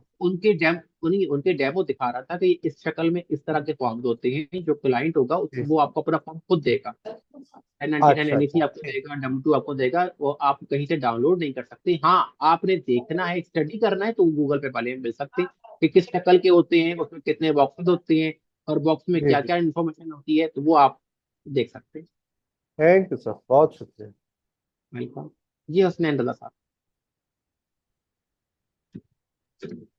जी सर, अस्सलाम वालेकुम। मैं ये जानना चाहता वालेकुम। हूँ कि ये कोर्स कंप्लीट करने के बाद अगर हम मतलब यूएस के कस्टमर्स होते हैं या पाकिस्तानी कस्टमर्स हैं, हम्म। तो हम जो रजिस्ट्रेशन करवा रहे होंगे बिलफर्ज यूएस के कस्टमर्स के लिए, तो हमें एलएलबी की डिग्री तो मस्ट है ना सर? मैं आपकी बात नहीं समझा, एलएलबी की डिग्री सर यूएस मैं की अर्ज कर रहा हूँ, मैं आपको बताता हूँ सर, कि जैसे हम्म, कोई भी लॉ का काम करने के लिए आपके हम्म, पास एलएलबी की डिग्री तो होनी चाहिए ना सर? बिल्कुल ऐसे ही। हम जिन लोगों को भी सर्विसेज दे रहे होंगे, सर मेरी बात पिक कर रहे हैं सर आप? जैसे हम यहाँ पे जी लाइसेंस जी, लेते हैं, अगर मैं आपकी अमेरिकन बात समझ गई। कस्टमर्स को। देखिए, जी वो हेलो। जो आप बात कर रहे हैं ना, मैं आपको जो आप बात कर रहे हैं ना, वो बात कर रहे हैं एज अ फर्म, आप किसी को कंसल्टेंसी दें। हम जो ये कोर्स करा रहे हैं ये है टैक्स प्रिपेयरर का कोर्स। मतलब वो बंदा जो किसी फर्म में एज अ टैक्स प्रिपेयरर की जॉब करना चाहता है, उसके लिए ये कोर्स है। ठीक है। हाँ, आप कहते हैं कि मैंने कंसल्टेंसी भी देनी है और मैंने इसको फुल फ्लेज आगे आगे आगे बढ़ना है, तो उसके लिए आप फिर सीपीए की डिग्री लेते हैं या आप ईए की डिग्री लेते हैं, एनरोल एजेंट। जिस तरह आप बात कर रहे हैं कि जैसे पाकिस्तान में जो टैक्स लॉयर्स होते हैं राश ये वो, चार्जर सॉरी रावा लगा है। भाई काइंडली माइक अपना ऑफ रखें जो बाकी लोग हैं, माजरत जी। तो जो बंदे लोग पाकिस्तान में जैसे अगर टैक्स कंसल्टी दे रहे हैं, वो जारी बात है अपनी जो भी डिग्री वहाँ पे रिलेटिव फील्ड से लेते हैं। इस तरह अगर आप यूएस में दे रहे हैं तो फिर आप एनरोल एजेंट या सीपीए की डिग्री लेके आप फिर फर्म खोल के आप फर्म की कंसल्टेंसी दे सकते हैं। लेकिन ये जो कोर्स है ये उसके कंसल्टेंसी के लिए नहीं है, ये कोर्स है basically as a tax prepare job करने के लिए, कि आप किसी बीपीए फर्म के साथ एंगेज होके आप उसको टैक्स प्रिपेयर की सर्विसेज दे सकते हैं। कि जब पाकिस्तान में बीपीओ फर्म्स ओपन है, वहाँ पे आप टैक्स प्रिपेयर के तौर पे आप ऐड हो सकते हैं, जॉब कर सकते हैं। अच्छा, और सर मतलब यूएस की फर्म्स में भी जॉब कर सकते हैं, इसकी बेसिस जी पे सर बिल्कुल। इमिग्रेशन मिल सकती है? वो तो आपको वो फर्म अगर आपको स्पॉन्सर करेगी तो मिल सकता है। फिर मिल सकती है अगर हम उन्हें कोई वर्क शो करते हैं, वर्क अपनी। हाँ जी ओके जी सर, बिल्कुल, अगर फर्म थैंक यू। आपको स्पॉन्सर करती है तो आप जा सकते हैं यूएस में। ओके। जी नबी साहब। जी अस्सलाम वालेकुम सर। अच्छा वालेकुम सर, दो सलाम। छोटे छोटे क्वेश्चंस हैं। एक तो यही है कि ये जो डिस्कशन अभी चल रही थी, अगर आपको आईटीआईएन नंबर मिल जाता है तो क्या आप इंडिपेंडेंट भी किसी की टैक्स रिटर्न फाइल कर सकते हैं? पीटीआईएन, पीटीआईएन जब आपको मिल जाता है तो आप एज अ टैक्स प्रिपेयर किसी की भी रिटर्न फाइल। ओके। और दूसरा मेरा क्वेश्चन ये है कि कल की जो क्लास थी उसमें टैक्स ब्रैकेट्स दी हुई थी, उसमें मुझे सिर्फ एक समझना है। जैसे सिंगल की थी तो उसमें एक जगह पे आ रहा है 12% on taxable income over 11,600 plus 1,160। अच्छा, ये मोस्टली के ऊपर प्लस की क्या है, ये थोड़ी सी मुझे जरा डिफाइन कर आपने दीजिए। कभी आपने पाकिस्तान की टैक्स स्लैब देखी है सैलरी की? जी बिल्कुल देखी, जी बिल्कुल देखी। उसमें भी प्लस आ रहा होता है, तो वो कैसे आ रहा होता है? वो जो प्लस है वो तो ये होता है कि जितनी पिछली आ रही होती है उसका टैक्स कैलकुलेट हाँ करके अमाउंट लिखी होती है, और हाँ। प्लस आगे तो उसकी परसेंटेज दी होती है कि जनाब पिछले यस, की ये होगी और नेक्स्ट की इस परसेंटेज। इसमें भी वही है, आप कैलकुलेट करके देख लें, ओके यही सेम सिनेरियो। ओके ठीक है। ओके, मतलब 11,600 जो है का ये टेन तो परसेंट निकाल, इसका 10% ओके निकाले ना, कितना बना? ओके 1,000। ओके ठीक हो गया sir, thank you. Welcome. Sir ये मेरे ख्याल में ये थैंक पूछना ये चाह रहे थे कि इससे पहले जो बंदे ने क्वेश्चन किया था वो ये पूछना चाह रहे थे कि जी आपको क्वालिफिकेशन क्या पीटीएन के लिए चाहिए होती है? पीटीआईएन के लिए कोई क्वालिफिकेशन नहीं है बस, ठीक। Okay, thank you. जी। अली खान साहब, Mohammad Ali Khan. Sir sorry sir, मैं डिस्टर्ब कर रहा हूँ। मुझे सर ये मालूम करना है कि आईटीएन दो तरह के होते हैं, एक आपकी एलएलसी के हवाले से होता है और एक आपकी इनकम के हवाले से होता है। नहीं नहीं, जो ईआईएन होता है वो होता है आपका एम्प्लॉयर आइडेंटिफिकेशन नंबर। जब आप अपनी एलएलसी स्टेट में जी बनाते हैं तो आपको स्टेट एक नंबर देती है कि जो स्टेट की रजिस्ट्रेशन आईडी होती है। फिर आप अपने आपको जब फेडरल के साथ रजिस्टर करते हैं तो आपको ईआईएन मिलता है। आईटीआईएन होता है इंडिविजुअल टैक्स आइडेंटिफिकेशन नंबर। जब आप एन एज एन इंडिविजुअल और नॉन रेजिडेंट टैक्स फाइलिंग की रिक्वायरमेंट्स को आपने फुलफिल करना होता है, तो आप 1040 एनआर जब आपने फाइल करनी होती है तो आपको उसके लिए एसएसएन चाहिए होता है। अगर आपकी 1040 के एसएसएन है तो 1040 फाइल करेंगे, अगर एसएसएन नहीं है तो आप आईटीआईएन अप्लाई करते हैं और 1040 एनआर नॉन रेजिडेंट। तो नहीं, मेरा पूछने का मकसद था कि आईटीआईएन एक ही होता है ना सब के, वो आईटीआईएन एक बिजनेस होता के है, हवाले आईटीआई से और के हवाले से? बिजनेस का ईआईएन। बिजनेस का ईआईएन होता है, ये आईटीआईएन एक ही नंबर होता है जिसके लिए आपको 1040 एनआर फॉर्म फाइल करना पड़ता है। जी, 1040 एनआर जब आप फाइल करते हैं तो उसके अंदर आप बिजनेस जी का जी। ईआईएन ऐड करते हैं। जब आप बिजनेस की रिटर्न फाइल कर रहे हो उसकी इसी के अंदर स्केड्यूल सी में आप बिजनेस का ईआईएन बताते अच्छा अच्छा अच्छा हैं। अच्छा, ठीक। 1040 एनआर फाइल करने के लिए आपको आईटीआईएन चाहिए, और उसमें अगर आपने बिजनेस इनकम इन रिपोर्ट करनी है तो आपको कंपनी का ईआईएन चाहिए। अच्छा, दूसरा सर, आपने लास्ट क्लास में बताया था कि आईटीआईएन की जो डॉक्यूमेंटेशन है उसकी अटेस्टेशन के लिए किसी एजेंट को हायर करना पड़ेगा? जी, सर्टिफाइड एक्सेप्टेंस एजेंट जो अच्छा, आईआरएस की तरफ से सर्टिफाइड होते तो हैं वो आपको हायर करना पड़ेगा। वो अगर आपको चाहिए होगा तो मैं आपको रेफर कर सकता हूँ, या आप मार्केट में फाइवर अपवर्क पे भी देख सकते हैं। अच्छा, तो जिस तरह हम यहाँ नोटराइज करते हैं वो नोटराइज किए हुए डॉक्यूमेंट्स नहीं जी चलेंगे? जी, नहीं, आपको वो नोटराइज वो खुद करेगा, वो वेरीफाई खुद करेगा, वो डॉक्यूमेंट्स वो नोटराइज करके आगे आईआरएस को भेजेगा। अच्छा अच्छा, और वही बैंक अकाउंट खोलने में भी आपकी हेल्प कर सकता है फिजिकल?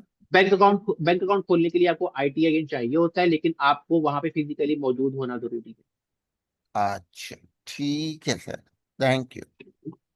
वेलकम जी, तला साहब। सर बस मुझे यही बोलना था कि शायद 9 बजे तक क्लासेस होती हैं, तो उसके बाद कुछ और भी होता है जी जी हमारा। तो अगर 9 बजे जी खत्म जी, हो जाया करे तो वो बेस्ट क्लास है। तो आपकी खत्म हो चुकी है, क्लास आपकी खत्म हो जी चुकी है, जी, ये तो वही क्वेश्चन चल रहे वही। हैं। जी हाँ, ये तो क्वेश्चन चल रहे हैं, तो खुदा ना खास्ता इनकेस अगर आपको नेक्स्ट क्लास ज्वाइन करनी है तो आपको रिकॉर्डिंग अलाउ हो जा, नेक्स्ट डे आपको मिल जाती है, तो खुदा ना खास्ता अगर आप नहीं दे पाते तो फिर आप रिकॉर्डिंग, क्योंकि मेरी अपनी क्लास अभी स्टार्ट होने वाली है, लेकिन क्योंकि ये पहले 2 दिन होते हैं तो आप लोगों की क्वेरीज कुछ ज्यादा होती है, तो इसलिए आपको मैं टाइम एक्स्ट्रा दे रहा होता हूँ। तो जी, ऑनवर्ड वही है यूजुअली कि हमारी 8:30 पे जी अगर जी, सेशन खत्म हो जाए तो फिर ये क्वेश्चंस हो जाया करे नहीं, 9 PM तक। ये आपका सेशन, मेरी कोशिश तो होगी कि 8:30 तो नहीं, लेकिन आपकी जो ऑनवर्ड क्लास स्टार्ट होगी ना, ये 7 PM स्टार्ट हुआ करेगी, क्योंकि आपका यूजली 2 घंटे का सेशन होता है। तो 1.5 घंटा, तकरीबन सवा घंटा 1.5 घंटा क्लासेस होती हैं, और उसके बाद आपको क्वेश्चन आंसर का टाइम दिया जाता चलिए सही है फिर। For next Saturday we should have to be attend 7 PM instead of है। जी 7:30। इंशाल्लाह, या इंशाल्लाह। Okay, thank you. वेलकम जी, काशिफ। जी सर, अस्सलाम वालेकुम। अच्छा सर, ये बताइएगा, पीटीआई नंबर लेने के लिए अभी आपने फरमाया था कि सीपीएस होना या फिर एनरोल एजेंट होना ज़रूरी है, तो नहीं नहीं, पीटीआई के लिए जरूरी नहीं है, पीटीआई के लिए नहीं, आईटीआई के लिए। पीटीआई इज पेड प्रिपेयर, जो प्रिपेयर होता है उसका जी जी आइडेंटिफिकेशन नंबर होता है, जो मैंने आपको भी 1040 का फॉर्म दिखाया। जब आप किसी के लिए पैसे लेके किसी की रिटर्न फाइल कर रहे हैं, तो वो फिर आपसे कहते हैं कि भाई आप जो पेड प्रिपेयर है वो अपना पीटीआईएन नंबर यहाँ पे डालता है, ये मैंने मेंशन कर दिया यहाँ पे। ठीक, वो पीटीआई नंबर भी तो आपको लेने के लिए कोई रिक्वायरमेंट होती होगी ना? आपको पासपोर्ट चाहिए बस। अच्छा, बाकी मैं सिर्फ आपको इंशाल्लाह पूरी पूरी इसकी एक क्लास होगी जिसमें मैं आपको बताऊंगा कि आपने कैसे रजिस्टर करना है पीटीआईएन के लिए। राइट, ठीक है सर, थैंक यू। ठीक है? और किसी का सवाल, काशिफ साहब का सवाल हो गया, ये भी रहता है। पासपोर्ट यूएस का होना लाजमी है या पाकिस्तान का भी नहीं नहीं, चलेगा? पाकिस्तानी पासपोर्ट भाई, पाकिस्तानी पासपोर्ट, यूएस का पासपोर्ट होगा तो फिर फायदा क्या है इस कोर्स का। Pakistani passport. Thank you. PTI लेने के लिए आपको या तो एसएसएन नंबर हो या पाकिस्तानी पासपोर्ट। और किसी भाई का कुछ सवाल?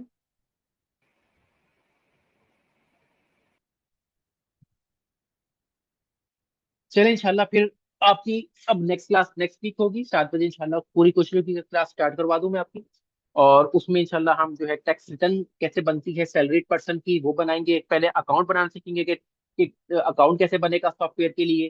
फिर उसके बाद हम उसके ऊपर एक सैलरीड पर्सन की एक टैक्स रिटर्न बनाएंगे, और फिर मैं आपको दिखाऊंगा कि ये काम कितना हलवा है।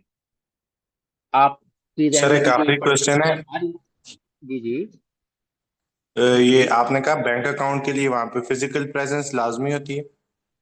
जी बिल्कुल, फिजिकल अकाउंट खोलना है तो फिजिकल प्रेजेंस डालनी चाहिए। Okay okay, thank you.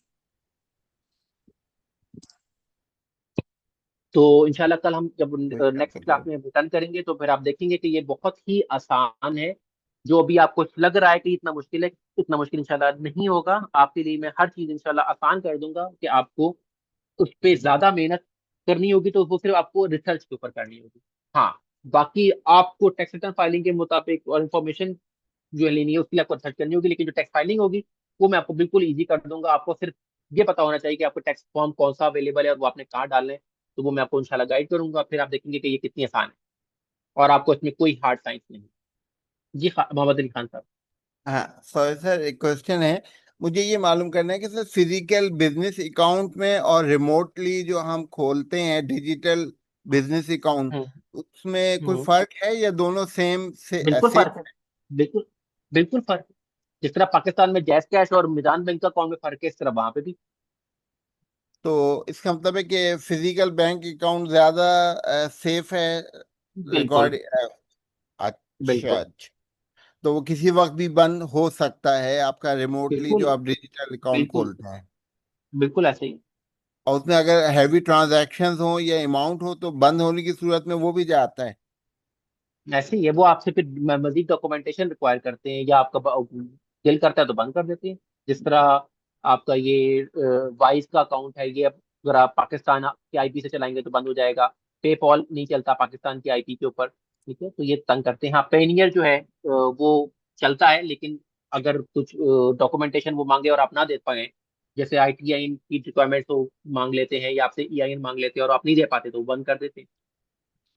Sir मैंने एक अथॉरिटी दी थी अपने एजेंट को कि मेरे बिहाफ पे वो अकाउंट खोल दें। अथॉरिटी लेटर मैंने यहाँ अटैच करवा के उनको भेजा था अपने लेटर जी हेड जी। पे। तो उन्होंने ठीक है। अकाउंट तो खोल दिया था वेल्स फार्गो वालों ने बिजनेस अकाउंट, लेकिन फिर 10 दिन बाद बंद कर दिया कि वो नहीं इसीलिए हम बंद किया होगा। पाकिस्तान वो की इसीलिए अथॉरिटी होता है, मानते नहीं। ऐसे ही है, वो इसलिए बंद किया है कि जब आप किसी को अथॉरिटी देते हैं तो उसके पास राइट्स होते हैं कि वो आपके बिहाफ पे अकाउंट पे कोई भी चेंजेस करा सकता है, पैसे निकाल सकता है, पैसे डाल सकता है।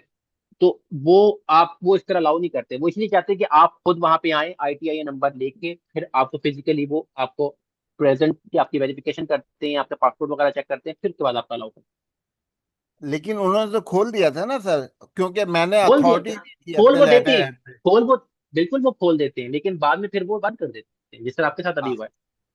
अच्छा। सर मैं इसमें कुछ ऐड करना चाहूंगी। पाकिस्तान में भी जी डिजिटल अकाउंट्स जो है ना बैंक्स ऑफर कर रहे हैं, लोग घर से बैठकर अपना अकाउंट ओपन कर सकते हैं। लेकिन अकाउंट एक्टिवेशन के लिए जो भी कस्टमर है उसको ब्रांचेस को विजिट भी करना पड़ता है, और जो भी रिक्वायर्ड बिल्कुल ऐसे ही। डॉक्यूमेंटेशन है वो प्रोवाइड करनी पड़ती है। इन दैट केस वो अकाउंट वो कंटिन्यू कर सकते हैं। अगर कहीं पर भी लैग कर रहे होते हैं डॉक्यूमेंट्स प्रोवाइड करने में, या किसी भी किस्म का कोई बैंक्स को जो है ना अश्योरिटी नहीं होती है, और कंप्लाइंस से रिलेटेड इश्यूज सामने नजर आ रहे होते हैं, तो वो कस्टमर को बीच में इन्वॉल्व किए बगैर उस अकाउंट को क्लोजर के ऊपर ले जाते हैं। बिल्कुल ऐसे ही है, बिल्कुल ऐसे ही। जी सैयद साहब, नबी साहब आप सवाल करें, मैं ये अगली क्लास स्टार्ट होने वाली है, काइंडली शॉर्ट जी रखिएगा। सर, मेरा एक मुख्तसर सा सवाल ये है सर कि मैं जानना चाह रहा था कि क्या आप भी कोई सर्विसेज प्रोवाइड करते हैं? अगर हम लोगों को कोई ज़रूरत हो या आपकी कोई फर्म है इस तरह की। सर्विसेज किस तरह की आप बात चाह रहे हैं? CAA की जैसे सर्विसेज मैं आपको दूं? जैसे सीए की सर्विस हो गई या A to Z सर्विसेज हो गई, कि आपकी कोई फर्म है, अगर हमें ज़रूरत हो तो हम आपकी फर्म वीजा से। वीजा वीजा हाँ, उसमें वीज़ा ये नहीं है कि सर, मेरे लिंक ये जिस ये सर ये सिर्फ वो जिसको कहते हैं कि सर्विसेज कंपनी कंपनी से कंपनी स्टार्ट करने की और सारी टैक्सेशन की। हाँ हाँ, वो आपको मैं गाइडेंस सारी प्रोवाइड कर सकता हूँ, कोई सा मसला नहीं है। एक गाइडेंस के अलावा आप क्या सर्विसेज प्रोवाइड करते हैं, अगर आप उसकी फीस जी से जी, लेके वो भी ऐसे। कर, वो भी, हाँ हाँ, वो भी हो जाता, वो भी हो जाता। लेकिन मेरी चल कोशिश है कि मैं आपको खुद इससे काबिल कर दूं कि आपको मेरी सर्विस ना लेना पड़े। मेरी कोशिश यही हो कि मैं आपको, कि आपको मुझसे मेरा मेरे जो है ना वो ना पड़ा करना पड़े। आप खुद इस काबिल हो कि आप आगे लोगों को सर्विस करते हैं। मेरी इंशाल्लाह कोशिश यही होगी कि मैं आपको ना काबिल कर दूं। लेकिन वैसे अगर आपको अर्जेंटली चाहिए, वो आपको मिल जाती है सर्विसेज को, ऐसा। तो सर उसकी कोई इन्फॉर्मेशन अगर हो तो आप ग्रुप में अगर शेयर कर दें तो बड़ी मेहरबानी होगी। आप मुझसे पूछ लीजिएगा ना, आप मुझसे पर्सनल नंबर पे मुझसे कांटेक्ट करके पूछ लीजिएगा ना, तो किस तरह की सर्विसेज चाहिए, मैं आपको गाइड कर चलिए ठीक है सर, थैंक यू। दूँ। वेलकम। ठीक। जी तला साहब। जी मैं वो अली खान साहब भाई का जो सवाल था ना, उस पे मैं बोलना चाहूंगा कि मेरे दो अकाउंट है वहाँ पे ना, जो फिजिकल बैंक से, एक ट्रूएस्ट में है और एक कैपिटल वन में है। उसमें ये होता है कि जो आपका अकाउंट बना देता है ना, आफ्टर सम टाइम उसको होता है कि मेरा सोशल सिक्योरिटी भी उसका होता है ना उसके अंदर, क्योंकि आपको कुछ परसेंटेज देना पड़ता है उसको। देन वो रिफ्यूज कर बिल्कुल देता है इस डर से कि ये पता नहीं कौन सी ट्रांजैक्शन करेगा इस बैंक अकाउंट में, ऐसे ही है, बाद वो में ऐसे ही एट है, द वो एंड ऐसे ऑफ ही द ईयर वो ये इसका टैक्स पे करेगा या नहीं करेगा। वो पहले बना है, बिल्कुल देते ऐसे हैं ही।